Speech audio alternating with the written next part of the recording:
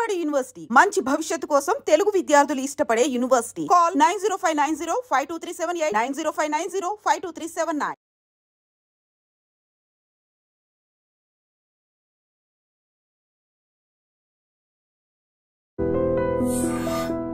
పలు భాషల్లో మీరు భగవద్గీత ఉపదేశం చేస్తున్నారు అని చెప్పి విన్నాను. పరమాత్మకు జీవాత్మకు బంధం దాని గురించి శ్రీకృష్ణుడు అవతారాన్ని చాలించిన తర్వాత మనకు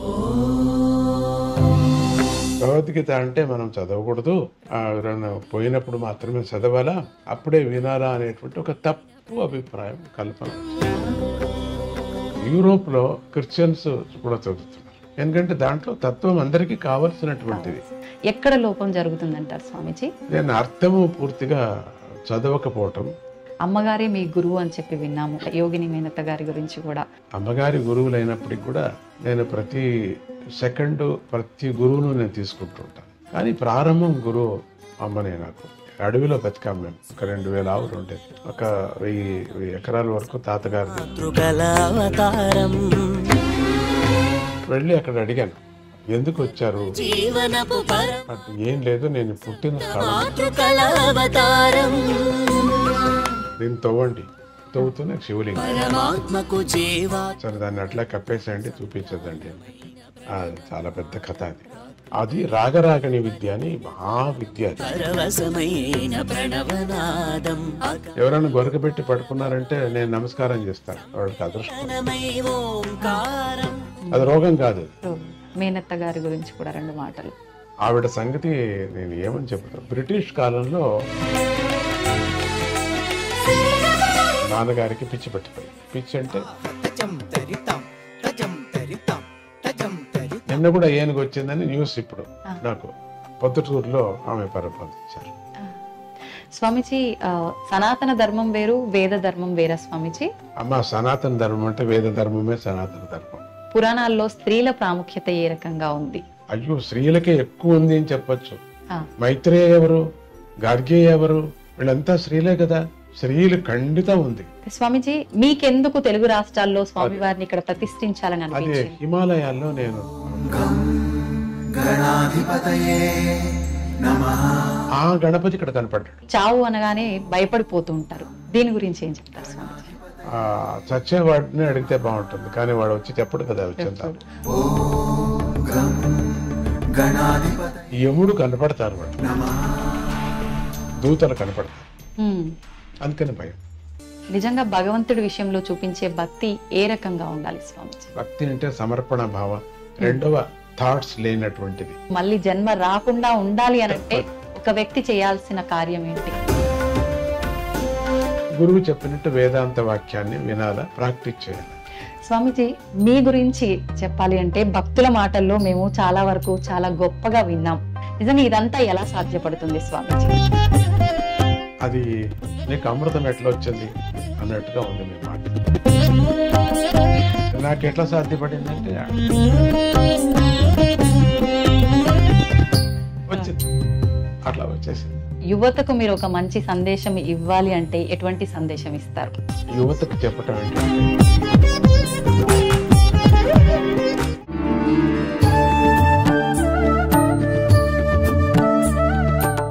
సాష్టాంగ ప్రణామములు స్వామీజీ. స్వామీజీ, కృష్ణుడు గీతోపదేశం చేసిన కురుక్షేత్రం ప్రాంతంలోనే మీరు కూడా గీతోపదేశం చేశారని చెప్పి డిసెంబర్ 25న ఆ ప్రోగ్రాం జరిగిందని చెప్పి విన్నాం స్వామీజీ. పలు భాషల్లో మీరు భగవద్గీత ఉపదేశం చేస్తున్నారు అని చెప్పి విన్నాను, దాని గురించి. గీతోపదేశం శ్రీకృష్ణుడు అవతారాన్ని చాలించిన తర్వాత మనకు తెలుగు యుగం ప్రారంభమైంది. యుగాది అంటే ఇప్పటికీ సాధారణంగా 5152 సంవత్సరాలు ఇప్పటికి. దాన్నే మనం యుగాది అని పిలుస్తుంటాం. తర్వాత వేరే లెక్కాచారం వేరే అయిపోయాయి. అప్పటి నుంచే మనకు కృష్ణుడే మనకు జగద్గురు. ఆయన బోధించినటువంటి ఉపదేశం, ఉపనిషత్తులు సారం, వేదాంత సారం అత్యంత సరళంగా, సులభంగా కర్మయోగులకి కర్మం చేస్తూ, అంటే వ్యవసాయాలకి మొదలుకొని అన్ని రంగాల్లో ఉండేటువంటి వాళ్ళందరికీ కూడా దాంట్లో వేదాంత జ్ఞానాన్ని బోధించుకొని వచ్చారు. తర్వాత జ్ఞానయోగులకి జ్ఞానాన్ని బోధించుకొని వచ్చారు. తర్వాత చివరిగా మనకు భక్తి యోగం కావాలి కదా, అందుకని భక్తి యోగం మనం భక్తి యోగం నుంచేనే ప్రారంభం చేసుకోవాలి. భక్తి నుంచేనే, భక్తితో జ్ఞానం మనకు వస్తుంది, జ్ఞానంతో వైరాగ్యం కలుగుతుంది. అందుకని ఈ మూడు కూడా స్వామి మనకు బోధించాడు. కాబట్టి అత్యంత సులభమైనటువంటిది, మానవాళికి అందేటువంటి వేదం, ఉపనిషత్తు సారం, ఉపదేశం. ఇది కేవలం మన భారతీయులకే కాకుండా మానవాళి అన్నారు. అంటే అన్ని దేశం వాళ్ళు అందరూ కూడా భగవద్గీతను చాలా ప్రోత్సహిస్తారు. పెద్ద పెద్ద లీడర్స్, వేరే వేరే ఇతర దేశస్తులు కూడా, అన్ని దేశస్తులు, ఇంగ్లాండ్ నుంచి మొదలుకొని రష్యా వరకు కూడా, చైనా వరకు లీడర్స్ అందరూ కూడా భగవద్గీత కొటేషన్ తీసుకుంటుంటారు. అంటే భగవద్గీత మానవాళికి సంబంధించింది.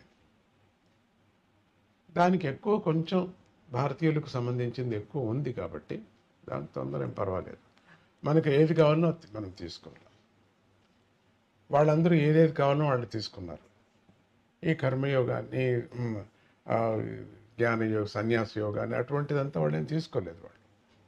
వాళ్ళకి ఏం కావాలనో, వాళ్ళ రాజ్యం ఉండటానికి, మరి వాళ్ళ ప్రజలు బాగుండటానికి అపురూపమైనటువంటి భగవంతుడి వాక్యాన్ని అందరూ కూడా ప్రోత్సహించారు. అందుకని మనకు భగవద్గీత, శ్రీకృష్ణుడే మనకు జగద్గురువు. ఆయనే బ్రహ్మ, ఆయనే విష్ణు, ఆయనే సదాశివుడు. శివుడు కూడా భగవద్గీతను చదువుతారు. శివపార్వతులు ఇద్దరు భగవద్గీతను గురించి చర్చించారు కూడా. భాగవతాన్ని చర్చించినట్టుగానే భగవద్గీతను కూడా చర్చించారు. భాగవతం చర్చిస్తే భగవద్గీత దాంట్లో వస్తుంది, మహాభారతాన్ని చర్చిస్తే దాంట్లో వస్తుంది.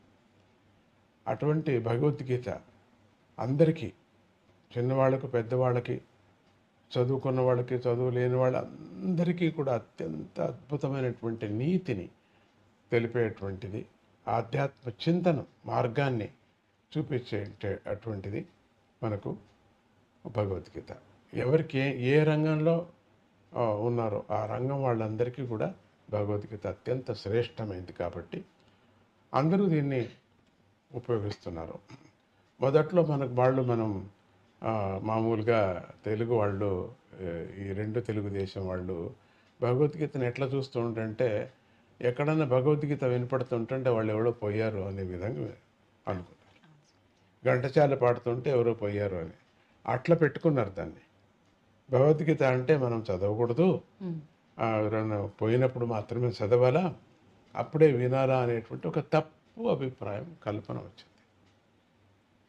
దీన్ని తప్పు కల్పన పోవటానికి చాలామంది కృషి చేశారు. దాని వెనకాల కూడా చాలామంది కృషి చేశారు భగవద్గీత. కానీ ఎందుకు అంత ప్రచారము ఎందుకు రాలేదో తెలీదు. ప్రభుపాదులు చాలా చేశారు.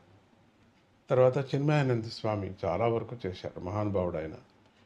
చివరి వరకు నా దగ్గరే చూశారు, నా దగ్గరే నాకు చాలా సన్నిహితుడు ఆయన. చిన్మయానంద చాలా చేశారు. కానీ ఇంతగా పల్లెకు వెళ్ళలేదేమో అనిపిస్తుంది. వాళ్ళు ఒక ఏజ్కు, ఒక స్టేజ్కి చేశారు.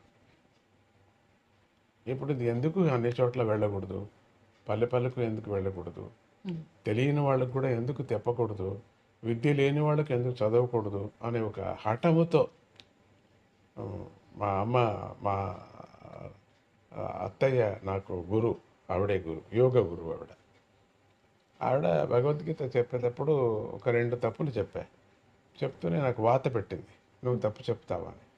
అప్పటి నుంచి నాకు కోపం వచ్చింది దాని మీద. నీకు వాత పెడతావా నువ్వు, నన్ను ఇంత కష్టపడి చెప్తే అని. నేను చెప్పను పో అని. తర్వాత కొన్ని రోజులు అయిన తర్వాత చిన్మయానందరూ వచ్చి చెప్పారు, నువ్వు నాయన చాలా బాగా పాడతావు,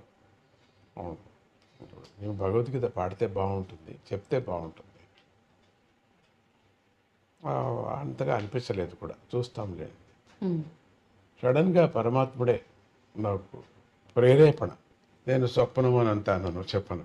నా కలలో వచ్చాడు అట్లంతా అనను. ఆ, ఆ, ప్రేరేపణ కలిగి, అమ్మగారు కృష్ణుడు భక్తుడు, ప్రేరేపణ కలిగి అప్పుడు మళ్ళీ అమ్మ ఏదో జ్ఞాపకం చేసినట్టుగా, మళ్ళీ మా అత్తయ్య జ్ఞాపకం చేసినట్టుగా ఇక ప్రారంభం చేస్తూనే ఆ మరుసటి రోజే కొన్ని వందల పుస్తకాలు ఎక్కడెక్కడి నుంచినో వేరే వేరే భాషల్లో భగవద్గీత నా దగ్గర రావటం జరిగింది. ఉమ్, వందలు వచ్చి పడ్డాయి, మిరాకల్ లాగా. ఒక మాయ చేసి ఒక మాయగాడు వేసినట్టుగా వచ్చాయి. సో ఇండికేషన్ చాలా బాగుంది అని చెప్పి అప్పటి నుంచి ఇది ప్రారంభం చేశారు. అమెరికాకు వెళితే చిన్న చిన్న పిల్లలు నా వెంట పడేవారు, కిందరి జోగిలాగా. మిఠాయి సృష్టి చేసి ఇవ్వటం అట్లా పద్ధతి నాకేం లేదు. అయినా వెంట పడ్డారు అందరూ, తాతాజీ తాతాజీ తాతాజీ అని. ఒకటే గోల. వేల కొద్ది పిల్లలు పడేవారు, ఎంత చిన్న పిల్లలు కూడా. మాట అప్పుడప్పుడే మాట వచ్చిన పిల్లలు కూడా అమెరికాలో. ఒకరోజు అనిపించింది, మీరంతా ఇంత నన్ను ఇష్టపడుతున్నారా? ఇష్టపడుతున్నా. అయితే చాలా బాగా ఇష్టపడేటట్టయితే భగవద్గీత మీరు చదివితే నాకు ఇష్టమవుతుంది. అమెరికాలో రావటానికి కారణం ఇది. ఉమ్, అప్పటికప్పుడే ఒక 8 మంది పిల్లలు భగవద్గీతను కంఠపాఠం చేయడానికి ప్రారంభం చేశారు. మళ్ళీ నేను 6 నెలల్లో వస్తాను, మీరు నాకు చెప్పాలి. మీరు ఉమ్, చెప్పారు. చెప్పు. మెమొరీ పవర్ చాలా బాగా పెరిగింది వాళ్ళకి. చదివిన తర్వాత ఒక 8 మంది పిల్లలకి ఒక ప్రయోగంలాగా జరిగింది ఇక్కడ డాలస్లో. ఆ, వాళ్ళు వాళ్ళ ఇంట్లో వాళ్ళకి మీ అబ్బాయి లేక అమ్మాయి ఇట్లా చదవదు, మార్క్స్ చాలా తక్కువ వచ్చాయి, మీరు ఈ స్కూల్ నుంచి మీరు తీసుకుపోండి అనే విధంగా వాళ్ళకి వచ్చింది. ఈ భగవద్గీత చదువుతూనే దాంట్లో బాగా వచ్చారు. అప్పుడు వాళ్ళు అడిగారు, ఏం చేశావు నువ్వు, ఏమిటి సమయం? అప్పుడు భగవద్గీత ఇక ప్రచారం అయిపోయింది. 8 మందికి 18 మంది, 18,000, 40,000 ఇట్లా వచ్చేసారు. ఉమ్, ఒకటే మొత్తం మన తెలుగు వాళ్ళే కాకుండా ఇండియా నుంచి వెళ్ళినటువంటి తమిళియన్స్ కానీ, హిందీ వాళ్ళు కానీ, మరి అరవ్ వాళ్ళు కానీ, మలయాళీయన్స్ కానీ, వీళ్ళందరూ కూడా ప్రారంభం చేశారు. ఉమ్, ఇప్పుడు మన 3 ఏళ్ల నుంచి 40,000, 40,000, 70,000 మంది ఒక పెద్ద పెద్ద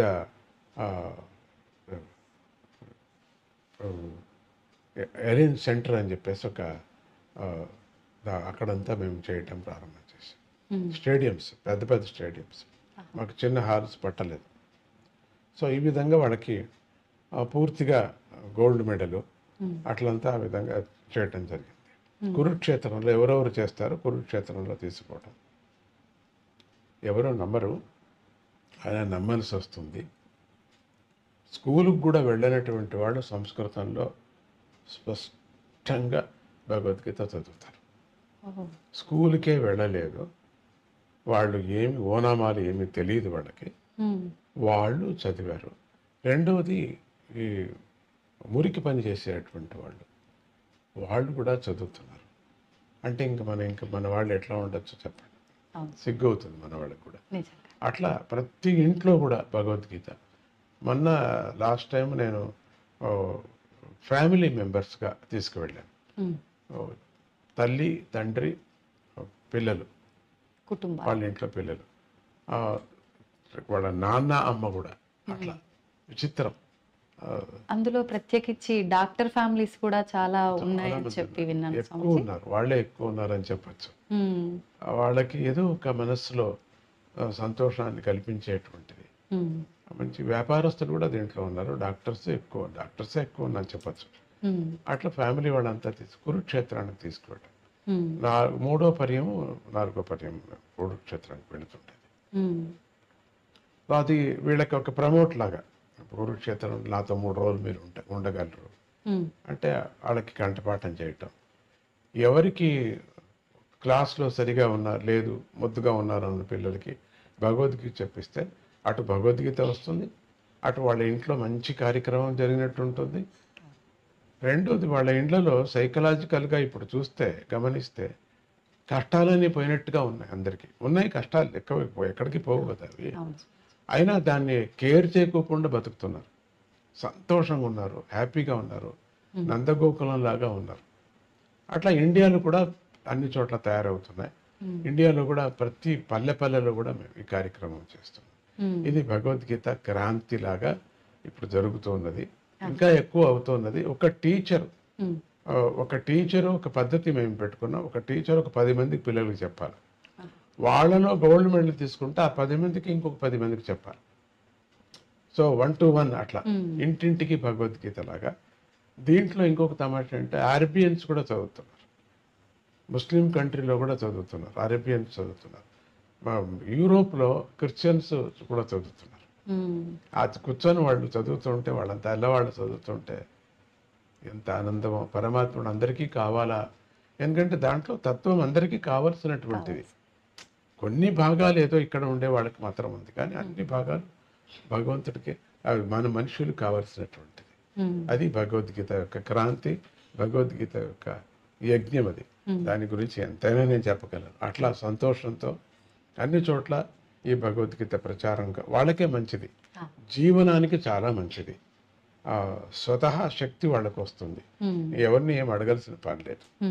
అందరికీ మానసికంగా వ్యాధులు, శారీరకంగా ఉంటుంది కదా, మర్చిపోతారు, శారీరకంగానూ మర్చిపోతారు, మానసికంగానూ మర్చిపోతారు. అది కదా కావాల్సింది మనకు. అది భగవద్గీత యొక్క మహిమ.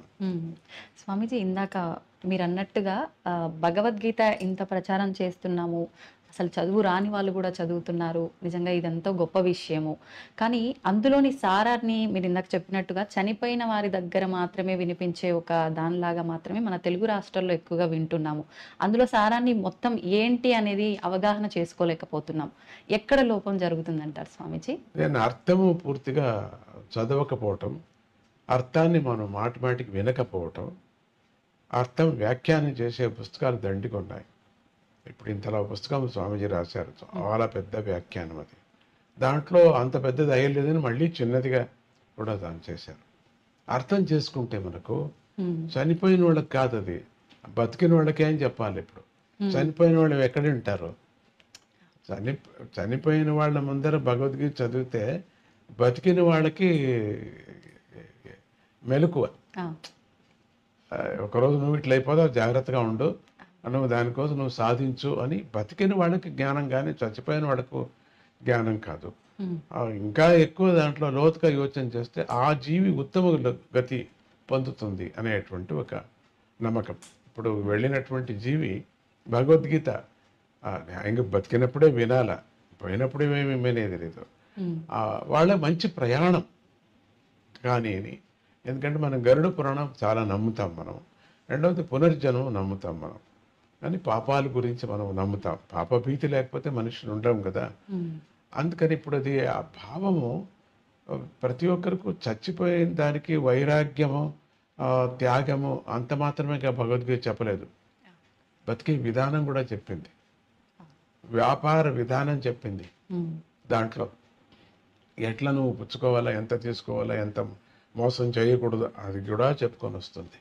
కాబట్టి ఒక ఇల్లాలు ఎట్లా ఉండాలా, ఒక సంసారం ఎట్లా ఉండాలా వ్యాఖ్యానంలో పూర్తిగా మహాభారతం ఏం చెప్పిందో, మహాభారతంలో సారం అంతా కూడా ఆధ్యాత్మిక సారము, వ్యవహారిక సారం అంతా భగవద్గీతలో చెప్పింది. ఇక భగవద్గీతలో 2వ అధ్యాయంలో మొత్తం వేదాంత సారం అంతా చెప్పేస్తుంది. 2వ అధ్యాయమే చాలిక మనకు అనిపిస్తుంది. అందుకని ఆ అధ్యాయం విన్నా కూడా, ఒక శ్లోకం విన్నా, సగం శ్లోకం విన్నా కూడా దాని యొక్క అక్షరాలు, ప్రతి భగవద్గీతలో ఉండినటువంటి ప్రతి శ్లోకము బీజాక్షరాలు అన్నీ. ఒక్కొక్క అక్షరానికి ఒక్కొక్క అర్థం, ఒక్కొక్క ఉపనిషత్తు, ఒక్కొక్క అక్షరానికి, ఒక్కొక్క పాదానికి కాదు, దాంట్లో ఒక్కొక్క అట్లా చెప్పాడు పరమాత్ముడు. భగవంతుడే దిగి వచ్చి భగవంతుడే బోధించాడు. భగవత్ స్వరూపము మనమంతా సన్యాసులంతా భగవత్ స్వరూపమే అంటున్నాం కాదు అని అంతగా నమ్మటం లేదు మనం. కానీ భగవంతుడే వచ్చాడు, భగవంతుడు అనటానికి విశ్వరూపం చూపించాడు కాబట్టి భగవంతుడు అన్నాం. అంతవరకు భగవంతుడు అర్జునుడు కూడా అనలేదు. దగ్గర ఉండే అర్జునుడు బావా ఏ వరే పరే అన్నాడు. విశ్వరూపం చూపించిన తర్వాత ఆయన దగ్గరికి వెళ్ళటానికి భయపడ్డాడు. తర్వాత అంతవరకు దగ్గర ఉండినటువంటి వాడు యుద్ధం అయిపోయిన తర్వాత రాజ్యం దొరికిన తర్వాత ద్వారకాకి వెళ్ళిపోయాడు. అర్జునుడు చూడాలన్నా కూడా కాలేదు. ద్వారకాకి వెళ్ళాడు, 3 రోజులు కాచుకున్నాడు లోపలికి వెళ్ళాలంటే. అప్పుడు అర్జునుడికి అనిపించింది రియలైజేషన్, మన దగ్గర ఉండేంత వరకు పదార్థాలు తెలియదు మనకు, దూరం వెళ్ళిపోయిన తర్వాత మనకు తెలుస్తుంది, అర్రే ఎంత పని చేశాంరా మనం అనిపిస్తుంది అని అర్జునుడికి మనకు నేర్పించడానికి అర్జునుడిని పావుగా చేసుకున్నాడు. అర్జునుడికి చెప్పాడంటే మనకు చెప్పినట్టు, అక్కడ అందరికీ వినిపించింది కదా, అందరికీ చెప్పి ఆయన మాయా రూపం మనకు అనిపిస్తుంది. ఎవరో ఒక క్వశ్చన్ అడిగారు, ఇంత పెద్ద మాయా చేసేవాడు పాండవుల్నే రక్షించుకొని వచ్చాడు, చాలా బాగుంది, ధార్మికంగా ఉన్నారు వాళ్ళు, సత్యవంతులు, వాళ్ళకి రక్షించాల్సిందే, కథ అట్లా ఉంది. స్వామి మనసు చేసింటే ఈ కౌరవులు అంత పెద్ద అక్షోణిని అంత వివరణ చేశారు కదా, అట్లా ఒక్కపారు అట్లానంటే వాళ్ళ మనసు అంతా మారిపోవు కదా అని ఎవరో ఒకరు అడిగారు. వాళ్ళందరినీ సాత్వికులుగా చేసేసుకోవచ్చు కదా, ఒక్కపారి ఎందుకు చేయలేదు అని ఒక ప్రశ్న అడిగారు. కౌరవులు నిజంగా అదృష్టవంతులు, ఆయన కంటెదురుగా మోక్షాన్ని పొందారు, పాండవులు పొందలే. పాండవులు స్వామి లేనప్పుడు పొందారు, వీళ్ళు స్వామి ఎదురుగా పొందారు కౌరవులు. ఎందుకంటే తన్ను చేర్చుకున్నాడు. ఎవరో అడిగారు అమ్మవారికి, ఎందుకు పుర్రెలంతా హారంగా ఉంటుంది, ఏంటి ఇది బాగలేదు కదా, కాళికామ్మ చూస్తే నమస్కారం చేయబుద్ధి పుట్టదని ఇంగ్లీష్ వాడు అడిగాడు. అయ్యో మూర్ఖుడా, అది కాదు, వీళ్ళందరూ కూడా అమ్మవారి యొక్క పుత్రులు.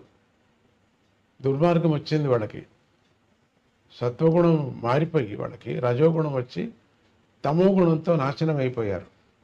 అటువంటి శరీరాలు వాళ్ళు అనుభవించిపోయారు. కానీ ఇక్కడ అమ్మ పేగు కదా, అందుకని వాళ్ళందరినీ పొర్రెలు వేసుకుంది, ప్రేమగా వేసుకుంది. శివుడు కూడా విభూతిని పూసుకున్నాడంటే తన భక్తులు, తన కొడుకులు, తన వాడు భస్మమైంది, భస్మాన్ని వేసుకున్నాడు, అంతేగాని తిక్క కాదు. స్వామిజీ, ఎలాగూ అమ్మగారి ప్రస్తావన వచ్చింది కాబట్టి అమ్మగారే మీ గురువు అని చెప్పి విన్నాము. ఇందాక మీరు కూడా చెప్పడం జరిగింది, మేనత్త యోగిని మేనత్త గారి గురించి కూడా, వాళ్ళ గురించి మీ మాటల్లో ఒక 2 మాటలు.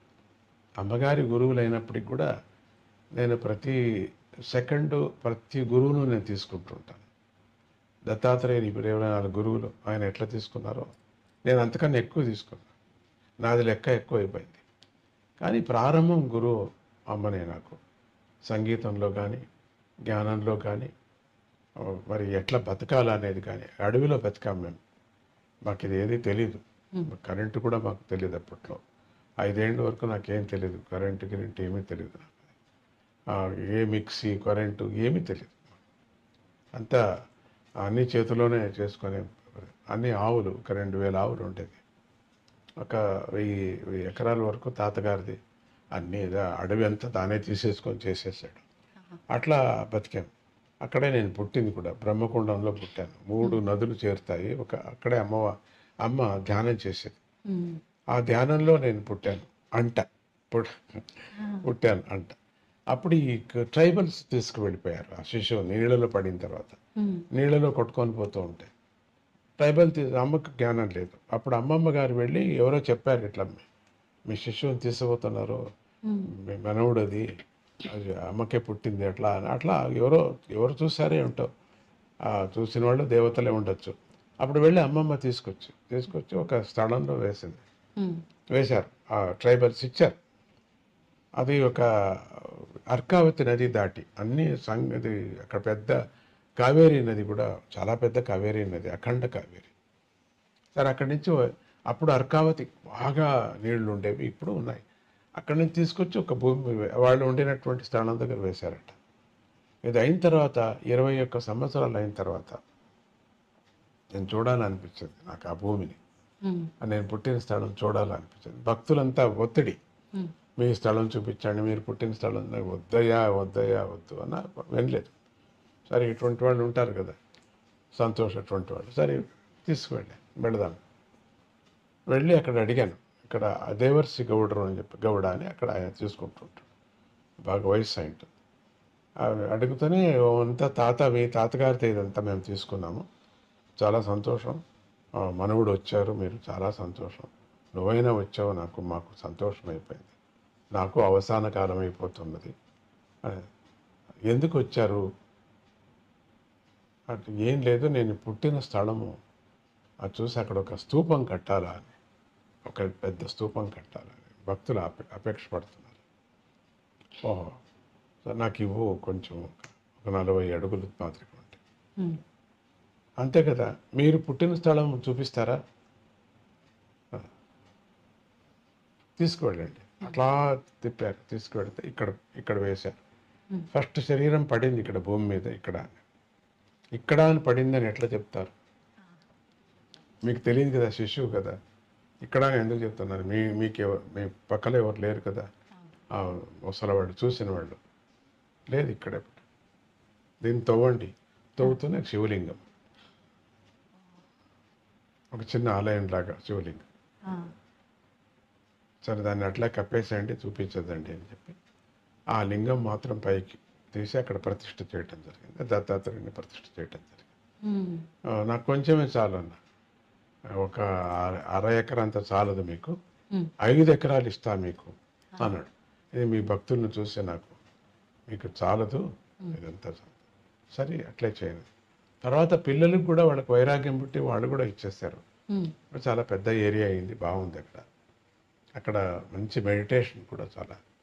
ఆ అమ్మ నన్ను ఎప్పుడు కూడా తీసుకువెళుతూ ఒక వృక్షం కిందకి, ఆవిడ దత్త ఉపాసకురాలు, దత్తాత్రేయుడు యొక్క ఆ దత్తుడినే ఎప్పుడు కొలుసుకుంటూ ఉండేది.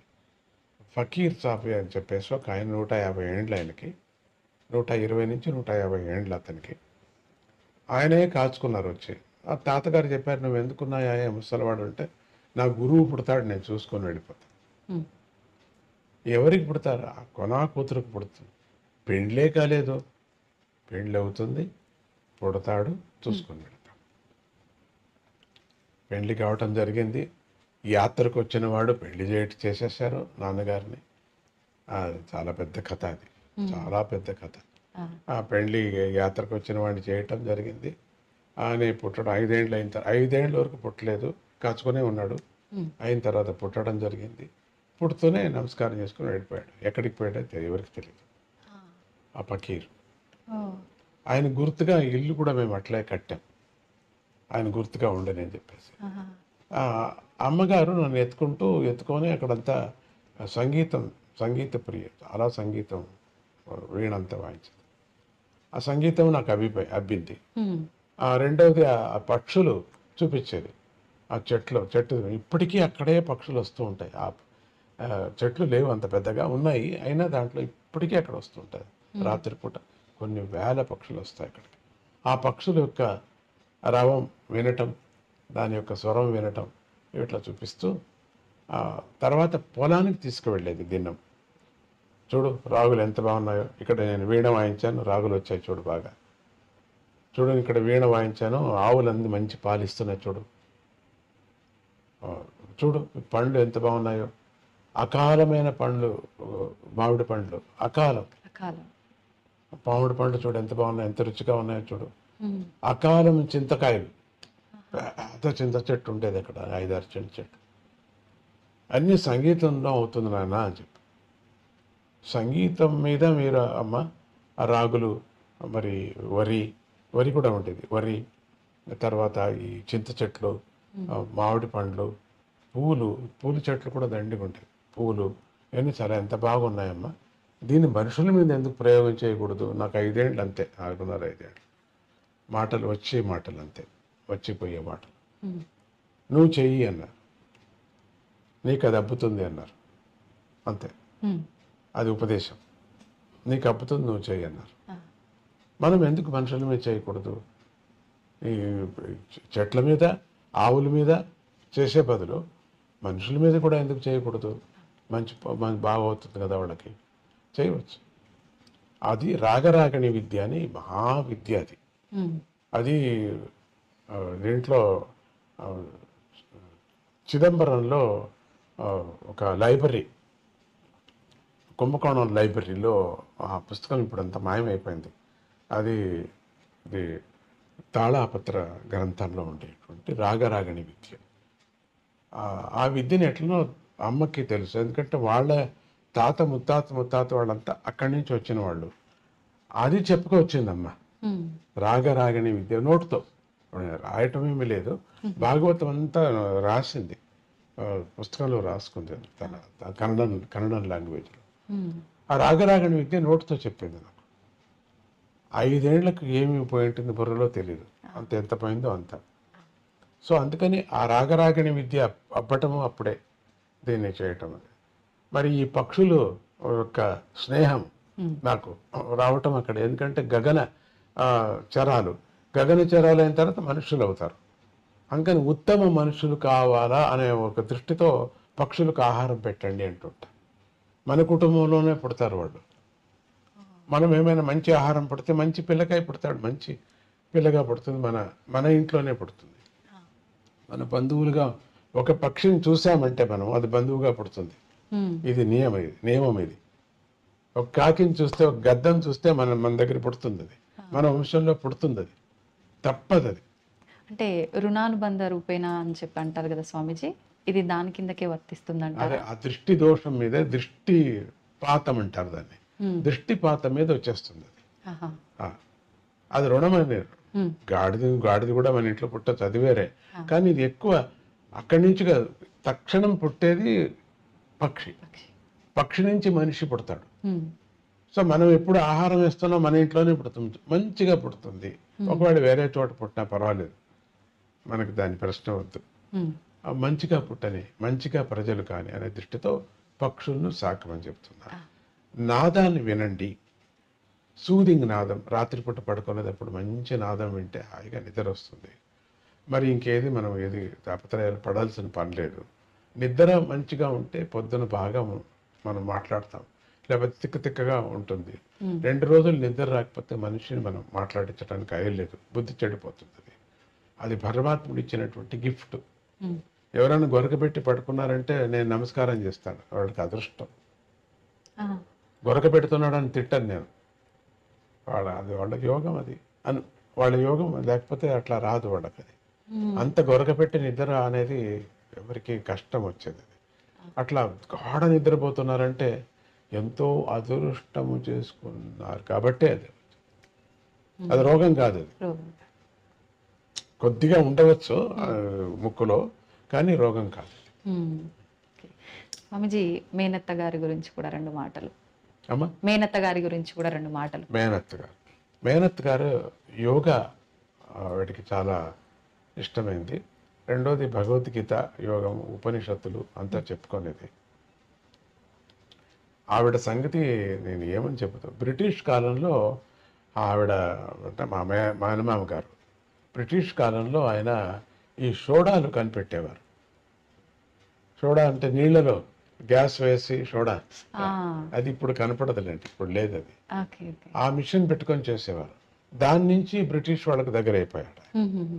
అప్పుడు అది ఆయన మళ్ళీ తెనాలిలో వచ్చి మన తెలుగు రాష్ట్రానికి వచ్చారు. ఆయన ఇక్కడ వచ్చి ఉన్నారని ప్రతీతి. తర్వాత దాని మూలం నేను ఎతకలేదు. ఆ అత్తగారు అంటే మా నాన్నగారి యొక్క అక్కగారు. ఆవిడ స్వామీజీ మా నాన్నగారు యొక్క మొదటి భార్య పోయిన తర్వాత నాన్నగారికి పిచ్చి పట్టిపోయింది. పిచ్చి అంటే ఆయన పూజ చేసేవారు, ఉపాసకుడు, నరసింహస్వామి ఉపాసకుడు. దినము శాలిగ్రామానికి నైవేద్యం తెచ్చిపెట్టేవాళ్ళు ఎవరు లేరే అని అట్లా అయిపోయింది మనసు. అప్పటి నుంచి అన్నీ వదిలేశారు వాళ్ళు. ఒక అర్చకత్వం కూడా చేసేవారు. వేదం నేర్చుకొని పల్లెల్లో ఎవరు పురోహితులు లేరని పల్లెకి వెళ్ళి పెళ్ళిళ్ళు చేయించటము, గృహప్రవేశాలు చేయించటము, దాంట్లో వచ్చిన ధనాన్నంతా దానం చేసుకొని రావటం ఇట్లా గుర్రం మీద. అమ్మగారు ఒకటి లోపలికి తీసుకురావటానికి, దానం తీసుకురావటానికి వీల్లేదు, అంతా ఇచ్చేసి రావాలా, స్నానం చేసుకొని రావాలి. అమ్మ అట్లా ఆ నియమం. పొలం ఉండేది, పొలం వచ్చేది బాగా. సరే, ఆ అత్తగారికి ఇట్లా అయిపోయిందే, పెద్ద భార్య పోయిన తమ్ముడికి అని యాత్రలు చేయించింది అన్ని చోట్ల. మా నాన్నగారిని యాత్ర చేస్తూ బెంగళూరుకి వచ్చినప్పుడు బెంగళూరులో ఎవరో చెప్పారు, ఇక్కడ ఒక సంగమ క్షేత్రం ఉన్నది, అక్కడికి వెళితే మీ ఆయనకి మీ తమ్ముడికి పెళ్ళి అవుతుంది, పిల్లలు పుడతారు, ఇట్లా అంతా ఒక గణపతి, నీ పేరేంటి, నా గణపతి నా పేరు అని చెప్పి వెళ్ళిపోయాడు. ఫస్ట్ బస్సు బెంగళూరు నుంచి అక్కడికి వెళ్ళటం, అదే మొదటి బస్సు. ఆ మొదటి బస్సులో వీళ్ళిద్దరు కూర్చున్నారట. ఈ పిచ్చి బ్రాహ్మడు అత్తగారు ఇద్దరు కూర్చున్నారు. వెళ్ళారు. వెళుతూనే ఆ బస్సు వాడు చెప్పారట, ఇక్కడ ఫస్ట్ టైం వస్తున్నాం మేము, కొద్దిసేపే ఆగేది, తొందరగా వచ్చేసేయండి అని. లేదు, స్నానం చేసుకొని వస్తామని. ఈయనకి నీళ్లు చూస్తే ఎక్కడ చూసినా నీళ్ల పిచ్చి తాతగారికి. నేను తాత తాత అంటాను మా అన్నని. ఆయన స్నానానికి వెళ్ళాడు, ఇక జపానికి కూర్చున్నాడు. ఇంత పిచ్చి అయినా కూడా జపం అంతా అదంతా ఉంది, నిష్ట నియమం అంతా ఉంది. ఎంతసేపు అయినా రావటం లేదు, మాట్లాడుతున్నా రావటం లేదు. బస్సు వెళ్ళిపోయింది. ఇక అడవి, బస్సులు లేవు, ఎడ్లు బండ్లు లేవు, ఏమీ లేవు. అరే ఎంత పని అయిపోయింది ఈ అడవిలో, ఎట్లా ఇక్కడంతా ఏనుగు కనపడుతూ ఉందట. ఏనుగు ఇప్పటికీ నిన్న కూడా ఏనుగు వచ్చిందని న్యూస్ ఇప్పుడు నాకు. నిన్న కూడా ఆ ఇంటికి ఏనుగు వచ్చింది అని చెప్పేసి మా ఆశ్రమానికి. పులులు, ఏనుగు, అక్కడ పులులు ఏనుగులు ఏం పోట్లాడేవి కాదు, ఇప్పుడు పోట్లాడు. జింకలు అన్నీ వచ్చాయి. అక్కడ అదే స్నానం చేస్తూ బస్సు వెళ్ళిపోయింది. వెళ్ళిపోతున్నా ఏం చేయటం, ఏమీ లేదే ఇక్కడ, తీర్థం లేదు, తిండి లేదు, ఏమిట్రా ఇట్లా అయిపోయింది. అత్తగారికి చాలా కష్టమైంది. చూస్తే ఒక దీపం కనపడుతూ ఉండిందట. అదేం కొండలో దీపం కనపడుతుంది, చాలా దూరం కొండలో కనపడుతుంది అని ఎత్తుకుంటూ వెళ్ళారు. ఆ రోజు సాయంత్రం కలలో దత్తుడు కనపడి, ఈరోజు వచ్చేవాడిని నన్ను నాకు పెళ్లి చెయ్యి అని అమ్మ అనటం. ఆళ్ళ నాన్నగారికి అంటే మా తాతగారికి నాస్తికుడు. వచ్చి ఎవరు ఇక్కడికి ఎవరు రావడానికి వీల్లేదు, ఏ మగోడు ఉండటానికి వీల్లేదు. పని మనిషిని కూడా పంపించేశాడు. పంపించి అన్నీ బంద్ చేశాడు, గేట్ అన్ని బంద్ చేసేసాడు, రావటానికి వీల్లేదు. ఏది రాత్రి అయిపోతున్నది, ఏది ఎవరు రాలేదే అట్లా అని. వీళ్ళు ఈ అత్తగారు మా నాన్నగారు ఏం చేశారు, ఈ వెనక దొడ్డి నుంచి వెళ్ళారు లోపలికి. ఇంట్లో వెళ్ళిపోయారు. ఇంట్లో చూస్తే మగోడు, పిచ్చోడు. ఆ తాతగారికి ఆశ్చర్యమైంది, ఎక్కడి నుంచి మీరు ఎట్లా వచ్చారో అట్లా ఎట్లా. వెనక తట్టది తలిపోయలేదు, లోపలికి వచ్చాము. అదే మీరు బ్రాహ్మణులని తెలిసింది, ఈవిడికి తాపత్రయం, వీడికి బ్రాహ్మణులని తెలిసింది, మాకేదో ఒక అన్నం పెట్టండి అది వచ్చాం.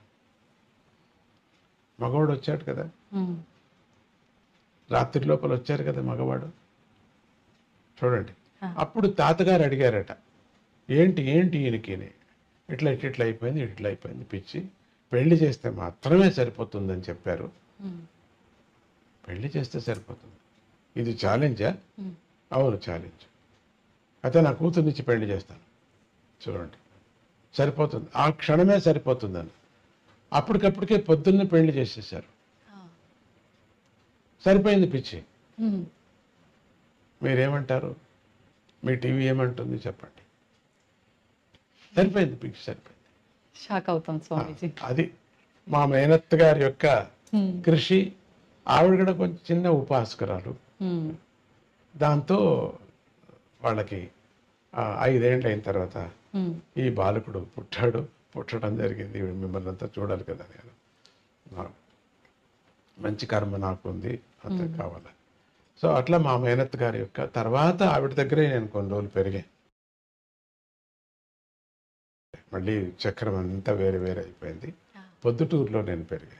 పొద్దుటూరులో ఎక్కడ పెరిగా, ఒక చిన్న ఆలయంలో, శివాలయంలో. ఇల్లు లేదు మాకు, శివాలయంలో స్టోర్ రూమ్ ఉంటుంది కదా, దాంట్లో పెరిగా. అక్కడ పెట్టుకుంది అమ్మ, అదే మేనత్త గారు. మా అమ్మ పోయిన తర్వాత అక్కడ మధుకర భిక్ష చేశా. 8 ఏళ్ళకి వెళ్ళటం, 8 ఏళ్ళకి వెళ్ళి అన్నం తీసుకురావటం. దాన్ని తీసుకొచ్చి ముందు తట్టు, శివాలయం ముందు తట్టు ఉండిన కొంటివాడు గుడ్డివాడికి అంత పంచి ఇంత తినటం, స్కూల్కి పరిగెత్తడం. ఈవిడ మడుగు మాకు ఏమీ పెట్టేదే కాదు, చేసేదే కాదు, తనకు మాత్రం చేసుకోలేదు. భిక్ష మాత్రం మాకు అంతే. నా చెల్లెలు నా జతలో ఉండింది, వరలక్ష్మి ఇంత అని చెప్పేసి. అట్లా ఇంకొక పిల్లని చిక్కమ్మ గారు తీసుకువెళ్ళారు. మమ్మల్ని ఇద్దరిని వదిలేశారు. అందరూ బంధువులు ఎవరు ముట్టలేదు మమ్మల్ని. వరలక్ష్మి నాతోనే తీసుకువెళ్ళి, అత్తగారు పోని నా దగ్గర ఉండండి, నేను ఆడపిల్లకి మాత్రం అన్నం పెడతాను, నీకు మాత్రం పెట్టను. నువ్వు మధుకర భిక్షకు వెళ్ళాల్సిందే. అప్పుడు ఒక 8 ఏండ్లు మధుకర భిక్ష. చాలా పెద్ద పెద్ద పండితులు వాళ్ళు. దాంట్లో ఒక ఆయన నాకు తెలుగు టీచర్, సోమసుందర శర్మ అని చెప్పేసి. అక్కడికి ఒక పెద్ద డాక్టర్, వీళ్ళందరూ ఇంటికంతా వెళ్ళాను. అక్కడి నుంచి తీసుకురావటం అన్నాన్ని. సాయంత్రం పూట అంగడికి వెళ్ళి 4 అణాలు తీసుకొచ్చి ఫీజు లేని వాళ్ళకు ఫీజు కట్టడం. సో అత్తగారు నేర్పించారు, ఫీజు లేని వాళ్ళకు ఫీజు కట్టాలా, నువ్వు కుంటి వాళ్ళకు గుడ్డి వాళ్ళకు అన్నం పెట్టాలా, మిగిలితే నువ్వు తినాలా, మళ్ళీ స్నానం చేసుకొని స్కూల్కి వెళ్ళాలా, మళ్ళీ స్కూల్ నుంచి వచ్చి నువ్వు ఇట్లా 4 అణాలు వసూలు చేసుకోవాలా, అట్లా ఫీజు లేని వాళ్ళకి కట్టాలా, మున్సిపల్ స్కూల్లో చదవాలా. ఈ విధంగా మాకు పుస్తకాలు లేవు, ఏమీ లేవు, కరణం విశ్లేషణ పేపర్స్ మీద నువ్వు రాసుకోవాలా. సాయంత్రం పూట ఒక హోటల్కి వెళుతూ ఉంటే ఆయన సాధుప్పయ్య అని పిలిచేవారు నన్ను. సాధుప్పయ్య అని న్యూయారీ భవన్ హోటల్. అక్కడికి వెళ్ళి నన్ను పొద్దున్నే వెళ్ళి నన్ను దీంట్లో మీద గల్లా మీద కూర్చోబెట్టాడు. ఆ రోజంతా మంచి వ్యాపారం. నేను వెళ్ళని రోజు చాలా గౌలపడేవారు ఆయన. సాధుప్పయ్య వర్లే అంట. 2 హోటల్స్ ఉండేది. పొద్దుటూరు కథ అని చెప్తున్నాను. అక్కడ ఈ మేనత్ గారు వండినటువంటిది. అప్పుడే మేనత్ గారు నాకు భగవద్గీత, యోగము, మణి వైద్య శాస్త్రం అంటే ఈ మాణిక్యాలతో సంబంధించినటువంటి క్రిస్టల్స్, మినరల్స్ ఆవిడికి అంతా తెచ్చిపెట్టుకోండింది. ఎక్కడ అంతా అటక నుంచి అన్ని దింపి దానిల మీద ప్రయోగం, మణిశాస్త్రము, మినరల్ శాస్త్రము ఆవిడ నేర్పించింది నాకు. అది మరి యోగము, హఠయోగం, చాలా హఠయోగము ఇవన్నీ క్రియాయోగంతో పాటు ప్రాణాయామంతో పాటు అన్ని నేర్పించినటువంటి మా మేనత్ గారు. ఆవిడే నాకు గురువు, మేనత్ గారు. అమ్మగారు సంగీతానికి నాకు గురువు. ఇది మా మేనత్ గారి కథ. నేను ఎంత చెప్పినా నంద్యాలలో ఉండేవారు వారు. పొద్దుటూరులో ఆమె పరిపాలించారు. స్వామిజీ, అమ్మగారు అత్తగారు ఏదైతే చెప్పి మీకు ఆ రోజుల్లో నేర్పించారో ఆ విధానాన్ని మీరు ఇప్పుడు అంతా కూడా ఆచరిస్తూ మా అందరికీ మీ మంచి ఉపదేశాలు మీ మాటల ద్వారా అందిస్తున్నారు. అయితే ఇందాక మీరు చెప్పినట్టుగా అమ్మగారి మాటల్లో మీరు చేయగలుగుతారు అనే ఏదైతే మ్యూజిక్ థెరపీకి సంబంధించింది ఏదైతే ఉందో, ఇప్పుడు మీరు రాగసాగర అని చెప్పి నాద చికిత్స మ్యూజిక్ థెరపీ చేస్తున్నారు కదా స్వామిజీ, దాని గురించి. దాన్నే ఇప్పుడు రాగసాగర అనేటువంటి పేరుతో, కేవలం రాగం అనే పేరు, శబ్ద చికిత్స దాని పేరు. శబ్ద చికిత్సతో పాటు మణిమయ చికిత్స, తర్వాత మూలిక చికిత్స. నాన్నగారి నుంచి నేను మూలికా చికిత్స నేర్చుకున్నాను. ఆయన డాక్టర్, మూలికా డాక్టర్, ఆయన వైద్యుడు. ఆయన నుంచి నేర్చుకున్నాను. చిన్న గ్లాసులో వేసుకొని పెంచేవారు చెట్లను. అది బోన్సాయ్ అంటే నాకు ప్రేమ వచ్చింది, ఆయన నుంచే నాకు ప్రేమ వచ్చింది. ఇంతట్లోనే పెంచేవారు ఆయన. దాని నుంచి మెడిసిన్స్ తీసి ఆయన పాషాణం చేయటంలో చాలా పెద్ద సిద్ధహస్తుడు. కర్మ దీంట్లో ఎట్లా అంటే పాషాణం ఒక అది కేవలం వాసన చూస్తే ఎలకలు వెళ్ళిపోయేటట్టుగా పాషాణం అది. తింటే కాదు, వెళ్ళిపోయేటట్టుగా చేసేవారు. చంపకూడదు అని అదొక నియమం. అది నాకు అది చాలా ఇష్టం. అది ఎట్లా అవుతుంది అది అని నాకు 8 ఏండ్లు వెళ్ళి తినేసాను. బాగా తీగొండి, దాన్ని తేనె వేస్తాడు కదా, తేనె తినేసాను. ఇక అంతే. ఇక నేను 3 రోజులు ఏమీ లేకుండా పోయింది, ప్రజ్ఞ లేకుండా పోయింది. దాంతో ఈ బోన్సాయ్ అంటే నాకు చాలా ఇష్టపడింది తాతగారి నుంచి. సంగీతం అంటే అమ్మ నుంచి నేను దానికి ఇట్లా రాగరాగణి విద్య చెప్పాను కదా, అక్కడి నుంచి తాంజావూరు లైబ్రరీలో ఇప్పుడు లేదు అది పుస్తకం. అక్కడ వాళ్ళకు దొరకటం, వాళ్ళు వినంగా మాటలతో ఇప్పుడు వేదము ప్రింట్ లేదు కదా ఒకప్పుడు, కేవలం నోటి నుంచే వచ్చేటువంటి. తర్వాత ఇప్పుడు ఇటీవల కాలంలో ప్రింట్ వచ్చింది, కానీ మొదట్లో లేదు కదా. అది జ్ఞాపకంతోనే అంతా వచ్చేది. అదే విధంగా రాగరాగణి విద్య కూడా అదే విధంగా రావటం కూడా. శబ్దాలకు తగ్గ రాగం, ఆ రాగాన్ని పరిశ్రమ. ఆ రాగం కేవలం అంతే, అది ఒక రుచిలాగా. ఇప్పుడు పాషాణానికి పిల్లలకి ఔషధి ఇస్తే దాని మీద కోటింగ్ షుగర్ వేస్తారు, షుగర్ కోటింగ్. కానీ ఆ షుగర్ కాదు, అది షుగర్ భావన తినేస్తాం, పిల్లలు తింటారు. ఆ విధంగా దీనికి రాగరాగని విద్యకు ఒక రాగం ఒకటి పెట్టాం, కోటింగ్ అంతే. ఈ రాగం మాత్రం కోటింగ్, కానీ అసలైంది శబ్దం. ఊరికే శబ్దం వినిపిస్తే వినరు కదా, బోరు. దానికి కొంచెం రాగరాగంగా వినిపిస్తే అందుకని రాగరాగిణి విద్య అని చెప్పేసి పూర్వం చేసేవారు. నేను చెప్పాను కదా, పూర్వం అసలు దీపాలు వెలిగేవి, నిజమైనటువంటి ఉపాసకులు పోయిన వాళ్ళు బతికేవాళ్ళు, ఇమీడియట్గా బతికి వాళ్ళకి కావలసి చెప్పి మళ్ళీ పోయిపోయారు. చావే, రాగరాగిణిని బతికించలేదు, ఎవరు బతికించలేదు. ఆ క్షణానికి వాళ్ళు బతికి చెప్పి వెళ్ళిపోయేవారు అని అవన్నీ మనం విన్నాం, కథలు విన్నాం కదా. సో అంత పవర్ దీని మీద ప్రయోగం చేయాల. వీణ మీదనే, సితారు మీదనే చేసేది అని ఉండింది. అది చాలా కష్టపడేవాడిని. సితారు, వీణ, హార్మోనియం మీద చేయటం అనేది బాగలేదు అని చెప్పేసి పరమాత్ముడు నాకు ఈ ఒక ఎలక్ట్రానిక్ సాధన సడన్గా ఇచ్చాడు.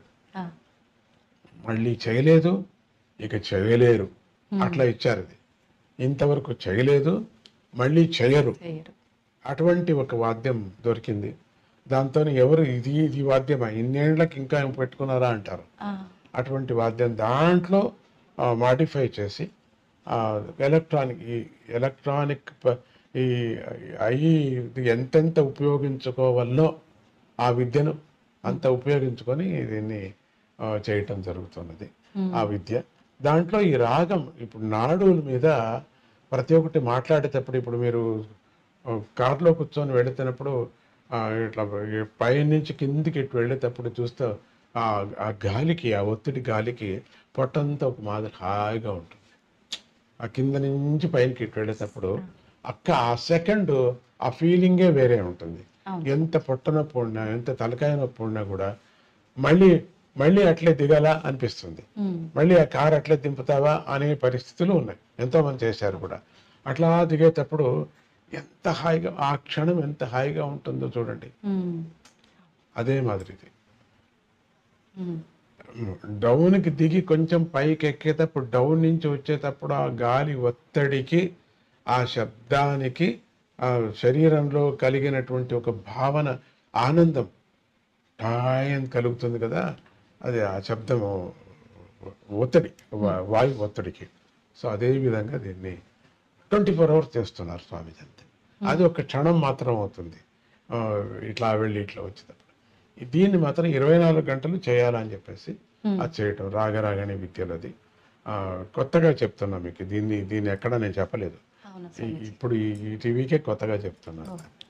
అది ఆ పద్ధతినే దీంట్లో ఒక డౌన్ నుంచి ఇట్లా డౌన్కి వచ్చి పైకి ఇట్లా కొంచెం పైకి ఎక్కేటప్పుడు ఏ విధంగా ఫీలింగ్ ప్రతి పిల్లలకు, ప్రతి పెద్దవాళ్ళకు కూడా అవుతుంది. కడుపు శూలం ఉండిన వాళ్ళకు కూడా ఆ సమయంలో ఆనందాన్ని అనుభవిస్తారు. చాలా బాగుంటుంది, తలకాయ బాగుంటుంది. ఆ క్షణం, ఆ 3 నిమిషాలు ఉండిన క్షణం ఇంకా మళ్ళీ లేదు, అట్లా అనిపిస్తుంది. సో అది 24 గంటలు చేస్తున్నారు స్వామీజీ. ఆ విధంగా చేయటం. నర్వ్స్ మీద ఒక పొర ఉంటుందమ్మా మెడికల్ ప్రకారంగా చాలా చెప్తాను దాన్ని. ఏ ఆహారం తీసుకోవాలా, ఏ విటమిన్స్ తీసుకోవాలా, ఎందుకు ఎట్లా ఉండాలా, పొద్దున్న లేస్తూనే ఏం చేయాలా, ఇవన్నీ కూడా మనకు రాగరాగని విద్య ముందుగా వాళ్ళకి తెలపడం జరుగుతుంది. ఇట్లా ఉండాలా, మీరు డాక్టర్ టెస్ట్ చేయించుకోవాలా, బ్లాకేజ్ అయితే ఏం చేసుకోవాలా, పొట్టనొప్పి అయితే అన్నీ మనమే సొంతంగా ఏమేమి చేసుకోవాలా, కొంత ధైర్యం. దీనికి లొంగకపోతే మనం డాక్టర్ దగ్గర వెళ్ళాలా, డాక్టర్ దగ్గర వెళ్ళి మీరు ఈ శబ్దాన్ని వింటే మంచిది అని. చాలా పెద్ద విద్య అమ్మా ఇది. చూడటానికి చిన్నదిగా మనకేదో కనపడుతుంది, చాలా పెద్ద విద్య ఇది. నేను ఎవరికి నేర్పలేను, అది కష్టం నాకు, అది నాకు తెలియదు. అది కృష్ణుడు తన పుల్లంగం ఎవరికి నేర్పలేదు, కృష్ణుడు తన మాయను ఎవరికి నేర్పలేదు, కృష్ణుడు తన విశ్వరూపాన్ని ఇంకొకరికి నువ్వు కూడా చేయరా అనలేదు, తాను ఒకడే, అంతటితో అయిపోయింది. అది తన విశ్వరూపాన్ని ఇంకొకరికి చెప్పలేదు. అట్లా నా పరిస్థితి ఉంది. అది కొన్ని మెడిసిన్స్, కొన్ని డాక్టర్స్ చెప్పలేరు, వాళ్ళే కనిపెట్టినటువంటిది, వాళ్ళు ట్రైనింగ్ కూడా ఇవ్వలేరు. అది అప్పటికి కుదిరింది అంటారు, మళ్ళీ ప్రయోగం చేస్తే అది కుదరదు వాళ్ళకి. అది అది మాత్రం ఇప్పుడు కుదిరింది అంటే అది అమృతం. మాటిమాటికి చిలకలేరు కదా దేవతలు రాక్షసులు, మాటిమాటికి చిలకలేరు, మాటిమాటికి కుర్మావతారం కాలేదు, మాటిమాటికి ధన్వంతరి పుట్టాడు కదా, ఒకే పారి పుట్టింది అది. ఒక చుక్క తాగితే చాలు అని చెప్పారు. ఒక సముద్రం తాగాల్సిన పని లేదు అమృతము. తీర్థం కూడా అంతే, ఇంతే తాగాల. ఇక్కడికి మాత్రం గొంతు మాత్రం నానాల. అక్కడి నుంచి కిందికి తానే ఇక్కడికి వెళ్ళి ఇక్కడ ఒక గ్రంథి ఉంది, శాలిగ్రామం, దీని మీద పడుతుంది, విష్ణు శాలిగ్రామం మీద. ఈరోజు ఏకాదశి, చాలా అద్భుతమైన రోజు. మీతో నేను మాట్లాడుతున్నా, ఇక్కడ పడుతూనే కృష్ణ కృష్ణ, ఇక్కడ పడుతూనే మన శరీరం అంతా కూడా అకాల మృత్యుహరణం, సర్వవ్యాధి నివారణం, సమస్త దేవతా పాదోదకం పావనం శుభం అని అంటూ తీసుకోవాలి మనం. మనకు అన్ని వ్యాధులు నివారణ అయ్యేటువంటిది ఆ తీర్థం. ప్రతిదినము మనం శాలిగ్రామ తీర్థం తీసుకోవాలి. ప్రతిదినము మనం ఉండిన చోటనే తిరగాలి. యాని కాని చ పాపాని జన్మాంతర కృతాని చ. మనం అక్కడక్కడే తిరిగి పరమాత్ముడు అన్ని దిక్కులు ఉన్నాడు, ఒక దిక్కులు కాదు అన్ని దిక్కులు ఉన్నాడు అనే ఒక దృష్టితో మనము ప్రదక్షిణ పదే పదే అని సాష్టాంగ నమస్కారం చేయాలి. మనకి 8 అంగాలు, ఈ 8 అంగాలు 8 పుష్పాలు కూడా పరమాత్మునికి అర్పణ చేయాలి. ఆడవాళ్ళు పంచాంగం 5 అంగాలు మాత్రమే నమస్కారం చేయాలి ఆడవాళ్ళు. మగవాళ్ళు పూర్తిగా నమస్కారం చేయాలి అని చెప్తారు. దాని నుంచి ఆరోగ్యం కూడా, సూర్య నమస్కారం చేయమంటారు. సూర్య నమస్కారం నుంచి ఆరోగ్యం కూడా వస్తుంది. ఒకదానికి ఒకటి లింక్ దండిగా ఉందమ్మా ఈ సంగీత రాగరాగిణి విద్యలో. అయితే స్వామీజీ, ఇది సుమారుగా 2 నెలల నుంచి తెలుగు రాష్ట్రాల్లో జరుగుతూ వస్తుందా స్వామీజీ ఈ థెరపీ అనేది, మ్యూజిక్ థెరపీ అనేది? చాలా ఏళ్ళ నుంచి ఇప్పుడు 2 రాష్ట్రాల్లో జరుగుతుంది. ఇప్పుడు ఈ సద్యానికి ఇక్కడ ఆంధ్ర రాష్ట్రం ముగిస్తే స్వామీజీనే ప్రతిష్ఠ చేసిన ఆలయాలు ఉన్నాయి కొన్ని, 16 ఆలయాలు, 16 నక్షత్రాలు దత్తాత్రేయుడికి, 9 పాదుకా క్షేత్రాలు, అంటే దత్తాత్రేయుడు యొక్క పాదుకా క్షేత్రాలు. వాళ్ళకి కావలసిన ఆలయం పక్కలో కట్టుకున్నారు. దత్తుడే అని కాకుండా పక్కలో అమ్మవారికి కట్టుకున్నారు, సూర్యుడికి కట్టుకున్నారు, సుబ్రహ్మణ్య స్వామి, వాళ్ళ ఇష్టం. వాళ్ళకి ఏం కావాలో వాళ్ళకి చేసి పెట్టడం జరిగింది. అక్కడ ఒక గ్రూప్ అందరూ ఒకే పరమేశ్వరికి రావడానికి వీల్లేదు. వచ్చిన స్థలం పెద్ద ఫీల్డ్ కావాల్సి వస్తుంది. అదొక పెద్ద తాపత్రయం. అందుకని అక్కడక్కడ చేయటం జరిగింది. ఇప్పుడు ఈ యాత్ర 1 నెల అయిపోయింది. ఇప్పుడు చేస్తుంది అంతా ఒక్కొక్క రోజు 1 నెల అయిందని అన్న. ఇప్పుడు 1 నెల 1 రోజు అయింది. భగవంతుడు మా అందరికి కూడా ఆరోగ్యాన్ని ఇచ్చాడు. నాకు కొంచెం డస్ట్ అలర్జీకి నిన్న పిఠాపురంలో అంతా తిరిగాను, డస్ట్ లో తిరిగా, జనం మధ్యలో పడ్డా, జనం చూడాలా, దగ్గరగా చూడాలా ఆశ, ఆశ్రమం అంతా చూశాను. మాస్క్ వేసుకోవటానికి ఇష్టం లేదు, పూర్ణ రూపం చూడాలా అంటారు. మాస్క్ వేసుకోకపోతే అయ్యలేదు. సందర్భం అటు ఇటు జరిగింది. పిఠాపురం అంతా వెళ్ళాను. ఎంత భక్తి మా పల్లెలు వాళ్ళకి, బాబా. శ్రీకాకుళం వెళ్ళాను నిన్న. శ్రీకాకుళం చుట్టుముట్టు పల్లెలు వాళ్ళంతా వచ్చారు. ఒకప్పుడు వానలు లేవన్నారు, నీళ్లు లేదు అన్నారు. వానలు వచ్చాయి, కాలువలు పడ్డాయి. మంచి గవర్నమెంట్ వచ్చింది. అప్పుడు మంచిగా కాలువలు పడ్డాయి, నీళ్లు పడ్డాయి. ఇప్పుడు సమృద్ధిగా ఉన్నారు, అందరూ అన్నం తింటున్నారు. ఆ పల్లెల వాళ్ళు ఎంత పల్లెల వాళ్ళు స్వామీజీ స్వామీజీ స్వామీజీ అని. ఏ పల్లెకి వెళ్ళినా పల్లెల వాళ్ళంతా సిద్ధంగా ఉంటారు. పల్లె అంతా అలికి మళ్ళీ రాముడు అడవి నుంచి వచ్చాడేమో అనే విధంగా ఆ భక్తి. మరి అందరికీ అట్లే ఉంటారో నాకు ఉంటారో తెలియదు, కానీ చాలా అద్భుతంగా మనస్సు అలా ప్రీతిగా ఉంటారు. 9 ఏళ్ళు అయిపోయింది వచ్చి నేను ఇక్కడి నుంచి కూడా వస్తూ ఉంటారు. అక్కడ చాలా మంది వస్తారు, వాలంటీర్స్ వస్తూ ఉంటారు. స్వామీజీ, సనాతన ధర్మం గురించి ఈ మధ్య కాలంలో చాలా మంది చాలా రకాలుగా మాట్లాడుతున్నారు. వేదాల గురించి కూడా మాట్లాడుతున్నారు. సనాతన ధర్మం వేరు, వేద ధర్మం వేరా స్వామీజీ? వ్యత్యాసం ఉందా రెండింటి మధ్య? అమ్మ, సనాతన ధర్మం అంటే వేద ధర్మమే సనాతన ధర్మం. అది వేరే ఇది వేరే అనకూడదు. ఇంకా బాగా తెలుసుకోలేదేమో వాళ్ళందరూ కూడా, స్టూడెంట్స్ వాళ్ళంతా తెలుసుకొని అని నేను మనవి చేస్తున్నాను. 2 ఒకటే మనకు. కృష్ణుడు తన యొక్క మాయమైపోయిన తర్వాత ఎప్పటి నుంచినో త్రేతాయుగం నుంచి వచ్చినటువంటి వేదాలే మనకు సాక్షి. వేదాలు లేకపోతే మనకు అదే మూలం. మనకు వేద వాక్యము, వేదమే మూలం మనకు. వేదాలు పలు విధంగా మనకు చెప్పుకొని వచ్చారు. ఎన్నో దారులు చెప్పుకొని వచ్చారు మనకు. దాంట్లో ఆగమాలు ఎన్నో చెప్పారు. స్మార్తాగమం అని, వైష్ణాగమం అని, ఇట్లా ఆగమాలంతా వైకానసాగమం అని, ఎందుకు తప్పదు, అన్నీ ఉన్నాయి, బాగా ఉన్నాయి. అది ఆ దాంట్లకు కూడా వేదమే మూలం. అటువంటి వేదాన్ని మనకు చూపించినటువంటి వాళ్ళు శంకర భగవత్పాదులు కానీ, రామానుజులు కానీ, మాధవ్ కానీ, వీళ్ళందరూ చూపించారు. శంకర భగవత్పాదులు కొంత చేశారు, షణ్మతాలంతా ఒక చోట చేర్చారు ఆయన. మళ్ళీ కొంచెం ఏదో కొట్టుకున్నారు. అందుకని రామానుజాచార్యులు అవతారం ఎత్తారు. భగవంతుడు ఇదంతా, వాళ్ళు ముగ్గురు కూడా భగవంత అవతారమే. ఆయన వచ్చాడు, మళ్ళీ కొట్టుకోవద్దండి, పోనీ ఈ ధర్మానికి రండి, అట్లా కొంచెం వెళ్ళారు. మళ్ళీ కొట్టుకున్నారు. ఆయన పోయిన తర్వాత మాధవ భగవాన్ వచ్చాడు, మాధవాచార్యులు వచ్చారు, ఆయన కొంచెం చేశాడు. అట్లా మళ్ళీ కొంచెం ఇట్లా కొట్టుకుంటూనే ఉన్నారు. కొట్టుకుంటూ అన్ని మతాలు రావటం ప్రారంభం చేశాయి. తప్పేం లేదు. ఎవరో ఒక మతంలో ఉండి ఒక ఆధ్యాత్మికంగా ఒక జీవనాన్ని చేసి ఎవరికి చెడ్డది చేయకోకుండా సమాజానికి మంచి చేస్తూ ఉంటే ఏ మతమైనా పర్వాలేదు. కానీ ఈ మతానికి, అన్ని మతాలకు మూలమైనటువంటిది వేద మతం. ఆ వేద మతమే సనాతన ధర్మము అని అంటాం. సనాతన ధర్మం అనటానికి ఇదే ధర్మం సనాతన, హిందూ ధర్మమే సనాతన ధర్మం చెప్పడానికి వీల్లేదు. జైన మతమే సనాతన ధర్మం చెప్పడం. సనాతన ధర్మం అంటే అన్ని దాంట్లకు ఇప్పుడు కాంబినేషన్. ఏదైనా ఔషధి, లడ్డు ఉందనుకోండి, లడ్డుకి మిఠాయికి మూలం ఏది? చక్కెర. ఇది సనాతన ధర్మం ఒక చక్కెర లాగా, అంతే. స్వామిజీ, పురాణాల విషయానికి వస్తే పురాణాల్లో స్త్రీల ప్రాముఖ్యత ఏ రకంగా ఉంది? అయ్యో, స్త్రీలకే ఎక్కువ ఉంది అని చెప్పచ్చు. మైత్రేయ ఎవరు? గార్గేయ ఎవరు? వీళ్ళంతా స్త్రీలే కదా. స్త్రీలు ఖండితం ఉంది, లేదని కాదు. వాళ్ళు ముందుకు రావాలా. భయం, ముట్టకూడదు అనేది ఒక భయం వచ్చేసింది కాబట్టి దాని నుంచి దూరం అయిపోయి ఖండితం. అది వేద విచారం ఎందుకు కాకూడదు? చేసుకోవచ్చు, ధారాళంగా చేసుకోవచ్చు. స్వామిజీ, కర్మ అంటుంటారు, అంటే మనిషి యొక్క బుద్ధిని బట్టి కర్మ ఉంటుందా, లేదు అంటే కర్మను బట్టే మన బుద్ధి అనేది ఉంటుందంటారా స్వామిజీ? అది కర్మను బట్టే ఉంటుంది బుద్ధి. కర్మను అనుసరించుకోని వచ్చేటువంటిది బుద్ధి. బుద్ధిని అనుసరించుకోని పోదు. కర్మను ఎప్పుడు అనుసరించిందో బుద్ధి, అది సపరేట్ అయిపోతుంది, మళ్ళీ దానికి స్వతంత్రం వచ్చేస్తుంది. అప్పుడు బుద్ధిని బట్టి అని చెప్పచ్చు. కానీ మూలం మాత్రం కర్మను బట్టే వచ్చేటువంటిది.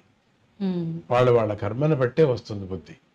వచ్చినప్పుడు ఏమవుతుంది? కర్మను వదిలేస్తాం. ఇప్పుడు ర్యాకెట్ పైన వెళుతూ ఉంటుంది, మాతృ ర్యాకెట్ కి కింద తట్టుకొని ఉంటాయి, అవన్నీ వదిలేసుకోని పోతాయి, దాంతో పోవు. ఇప్పుడు తాటి చెట్టు ఎక్కేవాడికి చెయ్యి ఉండేవరకు ఎక్కిస్తాం. ఎవరైతే మూలం అయితే ఇప్పుడు దీనికి ఎక్కించేవాడు మూలమా? ఎక్కేవాడు మూలం అవుతాడు. కానీ ఎక్కేవాడికి ఎంతవరకు ఈడు మూలం ఉంటేనే ఎక్కేది, లేకపోతే ఎక్కలేరు. సో దీనికి సంబంధం ఉంది.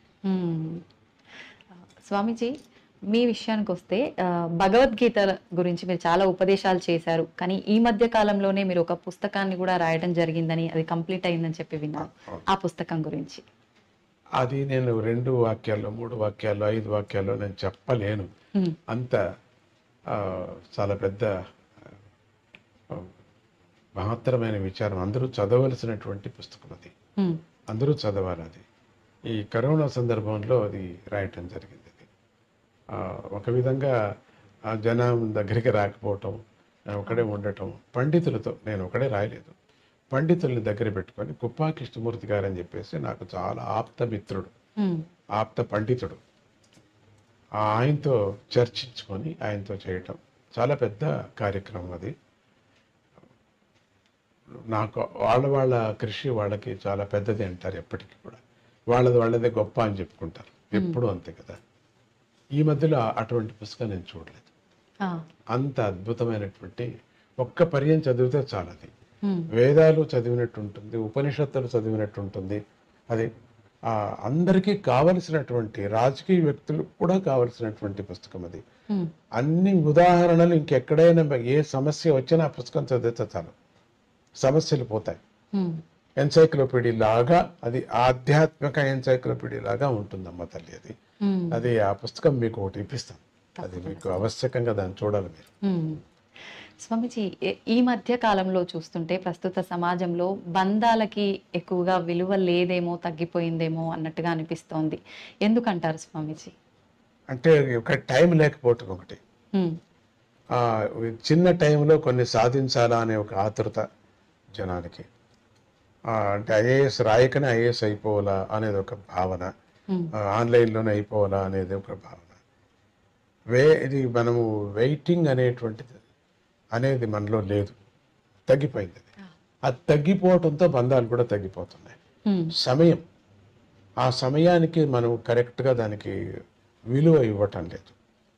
ఆ సమయానికి ఎప్పుడు అంటే జీవనానికి, మన జీవితానికి ఎప్పుడు విలువ లేదో, ఇవ్వమో, బంధాలు కూడా తగ్గిపోతున్నాయి. ఎప్పుడు జీవితానికి విలువ ఇస్తామో బంధాలు పెరుగుతాయి, బాగుంటుంది. రెండవది, బంధాలు పెరగకపోవటం కారణం ఏమిటంటే దూరంగా వెళ్ళిపోతున్నాం. చదవటం, దూరం వెళ్ళిపోవటం, ఇంకా మళ్ళీ వాళ్ళెక్కడో మనం ఎక్కడో, పిల్లలు రాలేరు, మనం వెళ్ళలేము, ఆ చలికి మనం వెళ్ళలేము, వాళ్ళు ఇక్కడికి రారు, ఉద్యోగాలు పోతాయి. ఒక అమెరికానే కాదు, అన్ని దేశాలకు వెళ్ళినప్పుడు మాటిమాటికి రాలేము, మాటిమాటికి మనం వెళ్ళలేము. కాబట్టి దీంతో ఏమవుతుంది, అమ్మమ్మ, నాన్నమ్మ, బాపాయ్ ఇవన్నీ పోయాయి, తగ్గిపోతున్నాయి, బంధాలు తగ్గిపోతున్నాయి. ఎప్పటికెప్పుడు ఇప్పుడు ఎక్కడెక్కడ ఎవరు మాత్రమే ఉన్నామో వాళ్ళు మాత్రమే బంధాలేమో అని చెప్పుకోవచ్చు. వాళ్ళందరూ స్నేహితుల్లాగా తయారైపోతున్నారు. ఎప్పుడో రావటం, మనకు అంత ప్రేమ పుట్టదు. పిల్లలు చూసినప్పుడు కూడా ముసలాళ్ళకి అంతగా పుడతావు, ఎందుకంటే దగ్గర పెరగలేదు కదా, వాళ్ళు అమ్మమ్మ దగ్గరికి పెరగలేదు. ఈ వాతావరణం చూసి చాలా ఆనందపడి పోతున్నారు, కానీ అమ్మమ్మ మీద పడటంలే. ఫెసిలిటీస్ చాలా ఆనందంగా ఉంది, అక్కడ పోతే అక్కడ ఆనందంగా ఉంది, ఇక్కడ పోతే వస్తువుల మీద ఆశ ఎక్కువ పెరిగిపోయింది, కాబట్టి బంధాలు తగ్గిపోతున్నాయి. అయితే చిన్నప్పటి నుంచే పిల్లలకి మనం ధర్మాన్ని ఆచరించడం కనుక నేర్పిస్తే అంతా మన సంస్కృతి సాంప్రదాయాల్ని, మన సంపదని మనం కాపాడుకునే వాళ్ళం అవుతా ఉంటారు. అందుకే కదా భగవద్గీత పట్టుకున్నాం. ఆచరించడం అంటే ఏంటి స్వామీజీ? ఎలా ఆచరించాలి? ధర్మాన్ని ఆచరించడం అంటే ఏంటి? ఆచరించడం అంటే ఇప్పుడు స్వామీజీ ఏమి నేర్పిస్తున్నారో భగవద్గీత, దాన్ని నేర్చుకుంటే ఆచరించడం లెక్క. చెప్పవలసిన పని లేదు. భగవద్గీత చదువుతున్నాం, దాని అర్థం తెలుసుకుంటే అది ఆచరించండి, ధర్మం ఆచరించే పని అయిపోతుంది. అదంతకదే బంధాలు పెరుగుతాయి. అమ్మ అంటే ఎవరు, నాన్న అంటే ఎవరు చెప్పవలసిన పనే లేదు. అందుకని ఇండైరెక్ట్ గా నేను దీన్ని పట్టుకున్నాను అంతే. నేను డైరెక్ట్ గా ఇట్లా చెప్పండి, ఇట్లా చేయాలంటే ఎవరికి ఇష్టం లేదు. పోనీ ఇచ్చేయి అంటే దాంట్లో ఉంటుంది, అది పట్టుకుంది. అంటే మీరు అన్నట్టు ఏదైనా సూటిగా చెప్తే వినరు, వేరే విధంగా చెప్పాలి, అదే దాన్ని నేను పట్టుకున్నాను. స్వామీజీ, ఈ ప్రస్తుత కాలంలో యువతలో ఆధ్యాత్మిక చింతన అనేది చాలా తక్కువగా ఉంది. లేదు, తప్పది, ఎక్కువ అయింది ఇప్పుడు. అంతే అంటారా? చాలా ఎక్కువైపోయింది, ఇప్పటికి ఎక్కువ అయిపోయింది. మనకు తక్కువ అయింది అనే వాళ్ళు ఎక్కువ కనపడుతున్నారు కాబట్టి మనం అట్లా అంటున్నాం. కానీ ఇంకా డీప్గా వెళితే మీరు దాన్ని 5-6 మందిని పిల్లల్ని పెట్టి ఒక టీం లాగా తయారు చేసి మీరు రీసెర్చ్ చేస్తే యువతరానికి ఎక్కువ వచ్చేసింది ఇప్పుడు. స్వామీజీ, మన ఆలయం విషయానికి వస్తే, చింతామణి గణపతి ఆలయం విషయానికి వస్తే, మనకు ఎక్కడ కూడా ఇటువంటి ఆలయం అనేది ఉన్నట్టుగా మేమైతే వినలేదు స్వామీజీ. మీకెందుకు తెలుగు రాష్ట్రాల్లో స్వామివారిని ఇక్కడ ప్రతిష్ఠించాలని అనిపించింది? హిమాలయాల్లో నేను చూసినటువంటి స్వామిని దర్శనం చేశాను. అది దగ్గర వెళ్ళి హిమాలయానికి వెళ్ళినప్పుడు నేను కింద ఉంటుంది అది, అక్కడికి వెళ్ళినప్పుడు జమ్మూ కాశ్మీర్ దగ్గర ఉంది. వెళ్ళినప్పుడు స్వామిని చూసినప్పుడు అంతే అనుకున్నా. అప్పుడు ఎందుకు ఇక్కడికి రావాల్సి వచ్చింది, ఆ గణపతి ఇక్కడ కనపడ్డాడు మానసికంగా. అందుకని అక్కడ ఆ చింతామణి చింతలు తీరుస్తాయి, ఆశలు తీరుస్తాయి.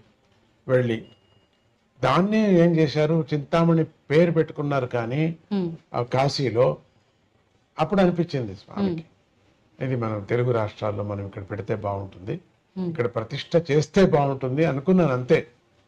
దానికి కావలసిన శిల్పం అది అంతా నేను అనుకోలేదు. ఒక బండరాయిని ఒక శిల్పి దగ్గర చూస్తే స్వామి గణపతి లాగా కనపడుతుంది, అయితే చెయ్యి, దాన్నే చెయ్యి.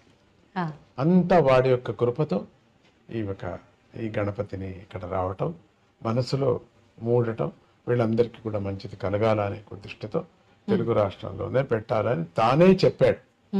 గణపతినే నా మనస్సులో ప్రేరేపణ చేశాడు, తీసుకొచ్చి పెట్టాడు. 32 గణపతుల విశిష్టత స్వామిజీ. ముద్దుగల గణపతిలో 32 గణపతుల యొక్క మహిమను చెప్పుకొని పెడతారు. ఒక్కొక్క గణపతిని ఉపాసం, మనమంతా కోరికలు వాళ్ళం కదా, మనుషులందరూ కోరికలు వాళ్ళే. ఒక్కొక్క 32 కోరికలు తప్పితే ఇంకేం లేవు. తిరగవేస్తే ఇచ్చినా కూడా అన్నీ ఉన్నాయి.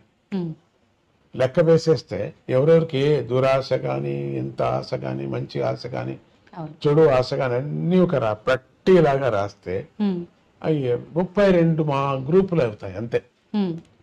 32 గ్రూపులు అవుతాయి. ఆ 32 గ్రూపులకు కూడా ఆ ఆశ తీరేటట్టుగా ఆ స్వామిని ముద్గల పురాణంలో తానే ఆ 32 వేషాలతో వచ్చి కాశీరాజుని భ్రమించి, కాశీరాజు తన యొక్క రాజ్యంలో తాను ఉండిపోతాడు, శివుడి యొక్క రాజ్యంలో తాను ఉండిపోతాడు, వరం ఇస్తాడు ఉండు అని. కానీ శివుడికి మాత్రం అక్కడ ఉండాలనిపిస్తుంది. దివోదాస్ అని ఆయన పేరు. ఆ దివోదాసుకు ఉండాలనిపిస్తుంది. ఆ దివోదాసు ఉండిపోతాడు అక్కడ, కాశీ వదలడు. శివుడికి మాత్రం కాశీ రావాలి. ఎందుకు? కాశీ మోక్ష ప్రధానమైనటువంటి, అన్ని ప్రళయం వచ్చినా కూడా త్రిశూలంలో పట్టుకుంటాడు. అటువంటి క్షేత్రాన్ని బోళాశంకరుడు కదా ఆత్మలింగాన్ని రావణుకి ఇచ్చేశాడు, తన రాజ్యాన్ని కూడా ఇచ్చాడు, తన ప్లేస్ అది ఇచ్చేశాడు. అప్పుడు మళ్ళీ అనిపించింది రావాలని. ఆ దివోదాసుని దూరం చేయటానికి ఈ గణపతి నేను చేస్తాను నాన్న అని చెప్పి 32 వేషాలతో అక్కడున్న తమో గుణంతో ఉండినటువంటి జనం, వాళ్ళందరూ సత్వగుణం అయితే వదిలేసేవాడు, తమో గుణంతో అహంకారం వచ్చేసింది వాళ్ళకు. వాళ్ళందరినీ తొలగించటానికి, వాళ్ళకు ఉండినటువంటి ఆశలు తీరుస్తానని యంత్ర మంత్ర ధూపాలతో, ఈ అవతారాలతో వాళ్ళందరికీ చంచలం పట్టించి వాళ్ళకి నిజమైనటువంటి మార్గాన్ని తప్పించేసి, దివోదాసు కొనాకు వెళ్ళిపోతా, నాకు వద్దు ఇదేని. అప్పుడు శివుడు వస్తాడు అక్కడికి. ఇది కథ అది. అందుకని 32 గణపతుల అవతారము వినాయకుడు చేసినటువంటి అవతారం.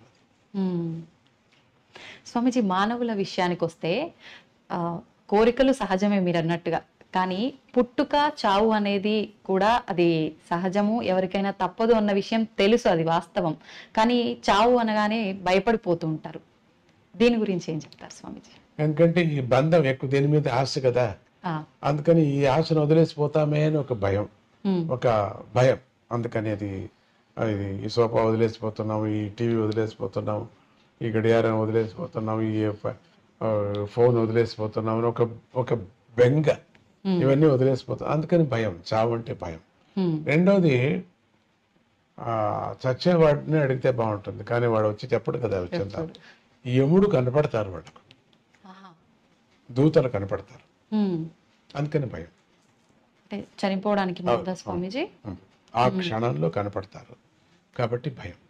ప్రాణ ప్రయాణ భవభీతి సమాకులస్య దీనస్య కృపయా తవ ఆగతస్య. అది అప్పుడు ప్రయాణం అయ్యేటప్పుడు, ప్రాణ ప్రయాణం అయ్యేటప్పుడు భీతి ఎక్కువ ఉంటుంది. అందుకని మామూలుగా కొంతమందికి ప్రాణము 9 ద్వారాలు ఎక్కడ పోతుందో తెలియదు, పటక్కన పోతుంది. జ్ఞానులకు మాత్రం ఇక్కడ పోతుంది, పోకపోయినా పగలు కొడతారు, కపాలంలో పోవాలా అని చెప్పేసి పగలు కొడతారు. కాబట్టి అప్పుడు అందరికీ కూడా ఈ ప్రపంచం మీద ఎక్కువ ఆశ ఉంది కాబట్టి దీన్ని వదలకోకుండా, బంధువుల మీద ఆశ ఉండదు, థింగ్స్ మీద, డబ్బు మీద ఫస్ట్, బంధువుల మీద 1% ఆర్ 2% అంతే. మిగతాదంతా 99 భాగాలంతా థింగ్స్ మీద, తిండి మీద, ఇవన్నీ వదిలేస్తున్నామని భయం. అవును స్వామిజీ, భక్తి అంటుంటారు, నిజంగా భగవంతుడి విషయంలో చూపించే భక్తి ఏ రకంగా ఉండాలి స్వామిజీ? భక్తి అంటే సమర్పణ భావం. రెండవ థాట్స్ లేనటువంటిది, నమ్మకం. ఇప్పుడు బస్సు నడుపుతున్నాడు, ఏ నమ్మకం మీద మీరు కూర్చున్నారు? పడవ నడుపుతున్నారు, ఏ నమ్మకం మీద మీరు కూర్చున్నారు? నమ్మకం. యాక్సిడెంట్ చేయొచ్చు, వేరే విచారంగా, అది వేరే. అంత నమ్మకము నీకు.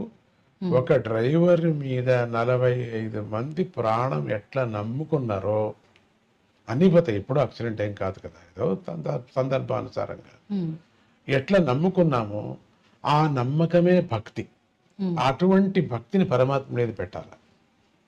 ఎవరు తెలియనటువంటి ముక్కు ముసడి తెలియనటువంటి వాడికి 40 రూపాయలు ఇచ్చి చార్జ్ తీసుకొని వాడిని నమ్ముకొని కూర్చుంటావే, భగవంతుడి మీద ఎందుకు నమ్మకూడదు ఉంటుంది. ఇది పెద్ద ప్రయాణం మంది. అవును స్వామి. బస్సు ప్రయాణం 2 గంటలు 4 గంటలు 5 గంటలు. ఈ మన ప్రయాణం, మనిషి ప్రయాణం జీవమాన పర్యంతరము. మనం నడిపేటువంటి డ్రైవర్ ఎవరు? భగవంతుడు. వాడిని నమ్మటమే భక్తి. స్వామీజీ, మనం ఒక మానవ జన్మ తీసుకున్నాము అని అంటే అసలు ఈ బంధాలు, బంధుత్వాలు, కోరికలు వీటిలోనే కొట్టుమిట్టాడుతున్నాం. నిజంగా ఇవన్నీ లేకుండా మోక్షం పొందడం, భగవంతుడిలో ఐక్యం అవడం కోసమే మానవ జన్మ తీసుకున్నాం అంటారు. ఏంటి స్వామీజీ అది నిజమైన? అదేం లేదు, ఇది అనుభవించాలి. ఎందుకంటే ముందుగానే ప్రశ్న అడిగారు, బుద్ధికా కర్మ, కర్మకా బుద్ధి. ఆ కర్మ ఉంది కదా, పోదు కదా. అందుకని దీన్ని అనుభవించటానికే మనం పుట్టాం. కర్మ బంధనం అనుభవించటానికి పుట్టాం. ఈ కోరిక, అందుకని కోరికలు ఒకదానికోటి పేర్కొని పోతున్నాయి కానీ వదిలించుకోవటం లేదు. అందుకని అన్ని కోరికలు వదిలేసి నువ్వు పరమాత్మ స్మరణ చేయ పెద్దలు చెప్పడం కారణం అదే. ప్రతినిత్యం ఒక కోరిక, ప్రతినిత్యం ఒక కోరిక, కొత్త కొత్త కోరిక. పాతవి మర్చిపోతున్నాం, కొత్తది కోరుతున్నాం. కానీ భగవంతుడు అట్లా కాదు, పాతది కూడా నెరవేరుస్తాడు. పాత నెరవేర్చే పాత నెరవేర్చాలని మళ్ళీ జన్మని ఎత్తాలి కదా. భగవంతుడు మాట అబద్ధం కాకూడదు కదా. నువ్వు అడిగావు కదా 3 రోజుల కిందట, కానీ చాలా కోర్టులో హీరింగ్ ఉంది, చాలా రోజులు అవుతాయి పట్టింది, ఇప్పుడు తీర్మానం అయింది, ఇప్పుడు నువ్వు అనుభవించు, నువ్వు లేవే, ఎత్తు జన్మ, నెక్స్ట్ అనుభవించు. అందుకని కోరికలే కోరకూడదు అనటం కారణం ఇదే. ఎత్తటం, జన్మ ఎత్తటం. ఎలా సాధ్యపడుతుంది స్వామీజీ కోరికలు లేని స్థితి రావటం అనేది? అందుకనే కదా, స్థితి పడదు కాబట్టి మళ్ళీ జన్మలు ఎత్తుతూ ఉన్నాం. ఆ స్థితి రాదు. స్థితి రావాలంటే బలంగా మనం సద్గురువు నమ్ముకోవాలా, చెప్పినట్టు వినాలా. 10 కోరికలు ఒక కోరికైనా తీరని 9 కొట్టేస్తూ రావాలి అంతే. ఆ స్థితి రావటం అంటే మోక్షం పొందడమేనా స్వామీజీ? లేదు, మోక్షం ఆనందాన్ని పొందడం. మోక్షం అంటే ఆనందం కదా, ఆనందాన్ని పొందడం. మీరు అది కావాలి ఇది కావాలంటే అయ్యలేదు. కోరికలు తీరాలా, హ్యాపీగానే ఉండాలా, అక్కడ కూడా హ్యాపీగా ఉండాలంటే వీలు లేదు. మనం చేసింది అక్కడ ఉంటుంది.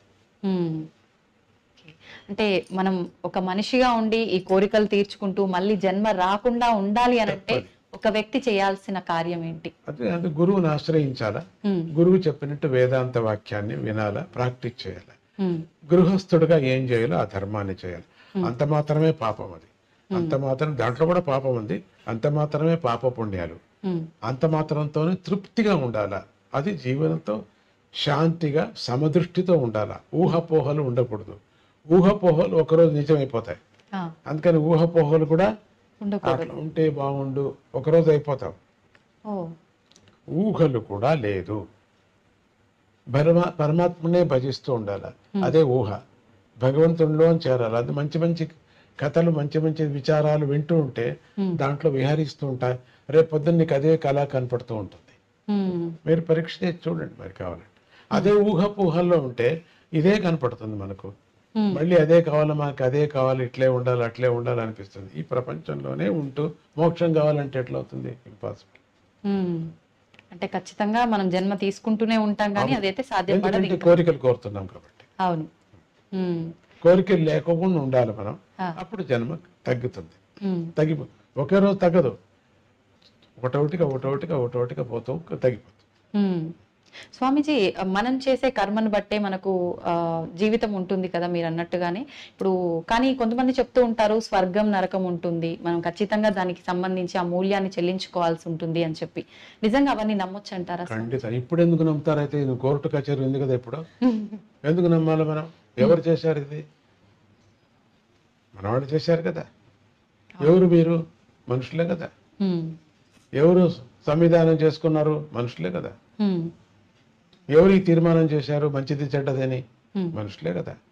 అట్లానే మంచిది చెడ్డది చేసిన వాళ్ళు ఆ దేవతలు మనకు చేశారు కాబట్టి ఇక్కడ నువ్వు తప్పించుకోవచ్చు, చాలా కష్టపడి తప్పించుకోవచ్చు. ఈరోజు ఏదేదో అందరిని చంపిన వాళ్ళంతా హాయిగా తిరుగుతున్నారు, తప్పించుకున్నట్టే కదా లెక్క వాళ్ళు. అయితే పరమాత్ముడి దృష్టిలో తప్పించుకోరు వాళ్ళు. వాళ్ళు అక్కడ ఉంది, అక్కడ అనుభవించక తప్పదు. స్వామీజీ, భగవంతుడికి సేవ చేయడంతో సమానమైనది మానవ సేవే అని అంటుంటారు. నిజంగా మానవుడికి సేవ చేసుకుంటే భగవంతుడికి సేవ ఖండితం. ఒకటి చేసినట్టే. నొప్పి పడిన వాటికి డీడీ పర్సన్కి అన్నం పెట్టడం మంచిదే కదా, ఒక కుక్కకి అన్నం పెట్టడం కూడా మంచిదే కదా. ఉమ్, అది అన్ని దానిలోనూ పరమాత్మని చూడు అనే భావన ఎవరికి వచ్చిందో వాళ్ళు మానవ సేవ చేస్తున్నారు. భగవంతుడు కూడా అట్లే చూస్తున్నారు. వాళ్ళు మానవుల్లాగానే చూడటం లేదు, ఉమ్, మానవుల్లో ఉండిన బాధ చూస్తున్నారు, ఉమ్, మానవుల్లో ఉండిన ఆకలి చూస్తున్నారు. దానికి మనం సేవ చేస్తున్నాం. కాబట్టి పరమాత్ముడిని అన్ని జీవుల్లోనూ ప్రత్యక్షంగా అనుభవించి భోంచేసేవాడు. అబ్బా ఎంత బాగుంది, మనం ఏమిచ్చినా చాలు ఉమ్. అనుభవిస్తున్నాడు. కాబట్టి పరమాత్ముడిని మానవుల్లోనే చూసుకో, మాధవ సేవ అన్నారు. మ్మ్. స్వామీజీ, మీ గురించి చెప్పాలి అంటే భక్తుల మాటల్లో మేము చాలా వరకు చాలా గొప్పగా విన్నాం. నిజంగా ఇప్పుడు ఈ తరం వాళ్ళు ఒక 30-40 సంవత్సరాలు పైబడినాయంటేనే వారి నిత్య జీవితంలో చేసుకోవాల్సిన విధానాలు, ఆ పనులే సరిగ్గా చేసుకోలేకపోతూ ఉంటారు, ఇబ్బంది పడుతుంటారు. కానీ మీరు ఇప్పుడు చేసే ఈ పుణ్యకార్యాలు ఏదైతే ఉన్నాయో మేమందరం కూడా నిజంగా చాలా నేర్చుకోవాల్సిన విషయాలు. నిజంగా ఇదంతా ఎలా సాధ్యపడుతుంది స్వామీజీ? అది అమృతం, నీకు అమృతం ఎట్లా వచ్చింది అన్నట్టుగా ఉంది మీ మాట. మ్మ్. వచ్చింది. నాకు ఎట్లా సాధ్యపడిందంటే నేను వచ్చాను ఎట్లా వేసుకోవటం, ఏమయ్యా ఎట్లా వచ్చింది, వచ్చింది అట్లా వచ్చేసింది. అంటే మీరు అది ఎలా వచ్చిందో సెలవిస్తే మాలాంటి వాళ్ళకు ఉపయోగపడుతుంది కదా స్వామీజీ. మ్మ్. అయ్యా తీపు చెప్పు, తీపుని గురించి చెప్పు. ఓ చంద్రుడు నీ శాంతిని గురించి చెప్పు. మ్మ్. ఏ గంగా నీ పాపం వెళ్ళేది ఎట్లా చెప్పు. ఓ చల్లదనాన్ని గురించి కొంచెం ఎక్స్ప్లెయిన్ చేయలేము. అనుభవించు. మ్మ్. 10 మందిని అనుభవిస్తున్నారు కదా, అదే నా అవతారం, మ్మ్. అదే నా యొక్క వాళ్ళకి నేను ఇచ్చేటువంటిది. వాళ్ళు నా మీద ఆశపడుతున్నారు అంతగా, కాబట్టి అనుసరిస్తున్నారు వాళ్ళు. మ్మ్. నాకు దాంట్లో ఏమీ నాకు అనిపించదు వీళ్ళు అనుసరిస్తున్నారు అని గొప్పతనం కానీ, అయ్యో వీళ్ళు వదిలేసి వెళ్ళిపోయారు మ్మ్. అని నాకు కష్టం కానీ ఏమీ లేదు. రెండూ లేవు. ఆ. అది లేనప్పుడు ఇది లేదు, ఇది లేదు, అది రెండూ లేవు. స్వామీజీ, ముగించే ముందు చివరగా యువతకు మీరు ఒక మంచి సందేశం ఇవ్వాలి అంటే ఎటువంటి సందేశం ఇస్తారు? యువతకు చెప్పటం ఏంటంటే విపరీతమైన ఆశ పడద్దండి. మన దేశం అమృతమైనటువంటి దేశం, దీంట్లో అన్నీ దొరుకుతాయి మనకు. వేరే దేశాలకు వెళ్ళాలా, వేరే చోట ఎక్కువ పని చేయాలా, ఎక్కువ డబ్బు ఏది శాశ్వతం కాదు. ఎంత చేసినా కూడా మన దేశం మనకు. మనం ఇక్కడ ఎందుకు పరమాత్ముడు పుట్టించాడు, దీన్ని మనం సార్థకం చేసుకోవాలా. నువ్వు ఎందుకు అక్కడ పుట్టలేదైతే, ఎందుకు ఇక్కడ పుట్టించాడు? బలవంతంగా మనం అక్కడికి వెళుతున్నాం కదా, వెళ్ళండి. సంతోషం, పేరు, డబ్బు సంపాదన చేయండి. మన మాతృభూమిని మర్చిపోవద్దండి. యువకులందరికీ నేను చెప్పేది, ఒకవేళ రావటానికి వీల్లేదు అన్నప్పుడు కూడా మాతృభూమిలో జరిగేటువంటి కొన్ని మంచి పనులు బీద వాళ్ళకి సహాయం చేయండి. యువతరానికి చెప్తున్నాను నేను, సహాయం చేయండి. రెండోది, ఇక్కడ ఉండేటువంటి యువతులు కూడా ఒక ఆశపడి నేను చేయలేదే, నాకు రాలేదే అని దుఃఖంతో బతకద్దండి. సంతోషంతో ఉండండి. వచ్చినటువంటి ప్రాప్తి మీకేముందో దాంతో ఫిక్స్ అయిపోండి. ఊహాపోహలతో సకారాత్మకమైన జీవితాన్ని మనం జీవించాలి, కానీ ఊహాపోహలతో మనస్సు చెడుపుకొని జీవితాన్ని మనం పాడు చేసుకోకూడదు. సకారాత్మకమైనటువంటి ఏ జీవితం ఉందో సక్రమంగా మనం ఉండటానికి మనం ప్రయత్నం చేయాలి. అని చేస్తే నేను చెప్పను, గురువులకి, దేవుళ్ళకి, తల్లులకి అందరికీ నమస్కారం చేస్తూ ఎప్పుడు ఉండమని నేను చెప్పను కూడా. మీకు అదంతకదే వస్తుంది. ఎప్పుడు దేశం మీద ప్రేమ వస్తుందో, మన వాల్యూస్ మీద ఎప్పుడు ప్రేమ వస్తుందో, వీళ్ళ మీద అంతా ఆటోమేటిక్గా వస్తుంది. దీని మీద నేను ప్రైవేట్గా నేను చెప్పాల్సిన పని లేదు మీకు. కాబట్టి ఎవరెవరి నమ్మకం వాళ్ళకి, ఎవరెవరి రుచి వాళ్ళకి. ఒక్కొక్కరికి ఒక్కొక్క రుచిగా ఉంటుంది. ఒకరికి కాఫీ రుచి, ఒకరికి టీ రుచి, ఒకరికి ఏమి వద్దు, మంచిది. ఉడుకు నీళ్ళే రుచి కొంతమందికి. అందుకని ఆ రుచుల ప్రకారంగా బుద్ధి ప్రకారంగా కర్మ, ఇట్లా అన్నాడు. అది పెద్ద సబ్జెక్ట్, వదిలేండి మీకు. అట్లా చెప్తూ మన దేశంలో లేనిది మాణిక్యం ప్రపంచంలో ఎందుకు వచ్చారు? బయట దేశం వాళ్ళందరూ మన దేశానికి జరబడ్డారు, ఒకరు తప్పితే ఒకరు జరబడ్డారు, అన్నీ ఎత్తుకుపోయారు. ఇంకా ఉన్నాయి వనరులు, మనకి ఇంకా ఉన్నాయి. దాంతో మనం చక్కబెట్టుకుందాం. దాన్ని మనం అనుభవించటానికి ఏం కావాలో మనం చూస్తాం. ప్రేమ ఎక్కడా దొరకదు. అమ్మా, అమ్మమ్మ, నాన్నమ్మ వెళ్ళి చూడని అక్కడ బయట దేశంలో లేదు. అమ్మమ్మ లేదు, నాన్నమ్మ లేదు, అందరూ ఓల్డేజ్ హోమునికి చేరిపోయి ఉంటారు. ఏది ఇప్పుడు అమ్మమ్మ అని వెళ్ళి కౌగిలించుకుంటాం, ఏది వాళ్ళకి అమ్మమ్మ లేదు, ఏమీ లేదు.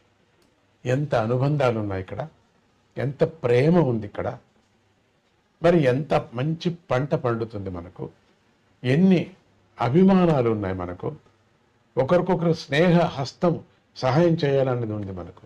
బయట దేశంలో పక్కింటి వరకు బాట లేదు, ఏమీ లేదు. అందరూ తలుపులు వేసుకొని ఉంటారు. అది ఆ ఊరు ఎట్లా ఉంటుందంటే, నేను మాట చెప్పకూడదు, ఎవరు లేరేమో అనిపించేవాదా ఉంటుంది. మనం చూడండి, రాంటి పల్లెలకి కళకళ కళకళ కళకళ కళకళ కళకళ ఆడుతుంటుంది. పరమాత్ముడి యొక్క సృష్టి జీవన విధానం మనకు భారత భూమి నేర్పిస్తుంది. సక్రమంగా చేసుకుంటే మనకు మనదే స్వర్గము, మన భారత భూమి స్వర్గము. డిప్రెషన్లో వెళ్ళొద్దండి, డిసప్పాయింట్ కావద్దండి, కడుపు మంట వద్దు మనకు. వాళ్ళు తెచ్చుకున్నాం అంతే అనుకుంటూ తృప్తి జీవితాన్ని గడుపుతూ మీకు, మీ ఇంటికి, మీ చుట్టుముట్టు వాళ్ళకు, మీ యొక్క మిమ్మల్ని ఏలుతున్నటువంటి ప్రజాప్రతినిధులకు, ప్రజలకు అందరికీ మీరు సహాయం చేయండి. జై గురుదత్త, శ్రీ గురుదత్త. చాలా సంతోషం స్వామీజీ, మిమ్మల్ని చూస్తేనే చాలా అనుకున్నాను, కానీ మీ ముందు కూర్చొని ఇంతసేపు మీతో మాట్లాడడం అనేది నిజంగా నేను ఏ జన్మలోనో చేసుకున్న అదృష్టం.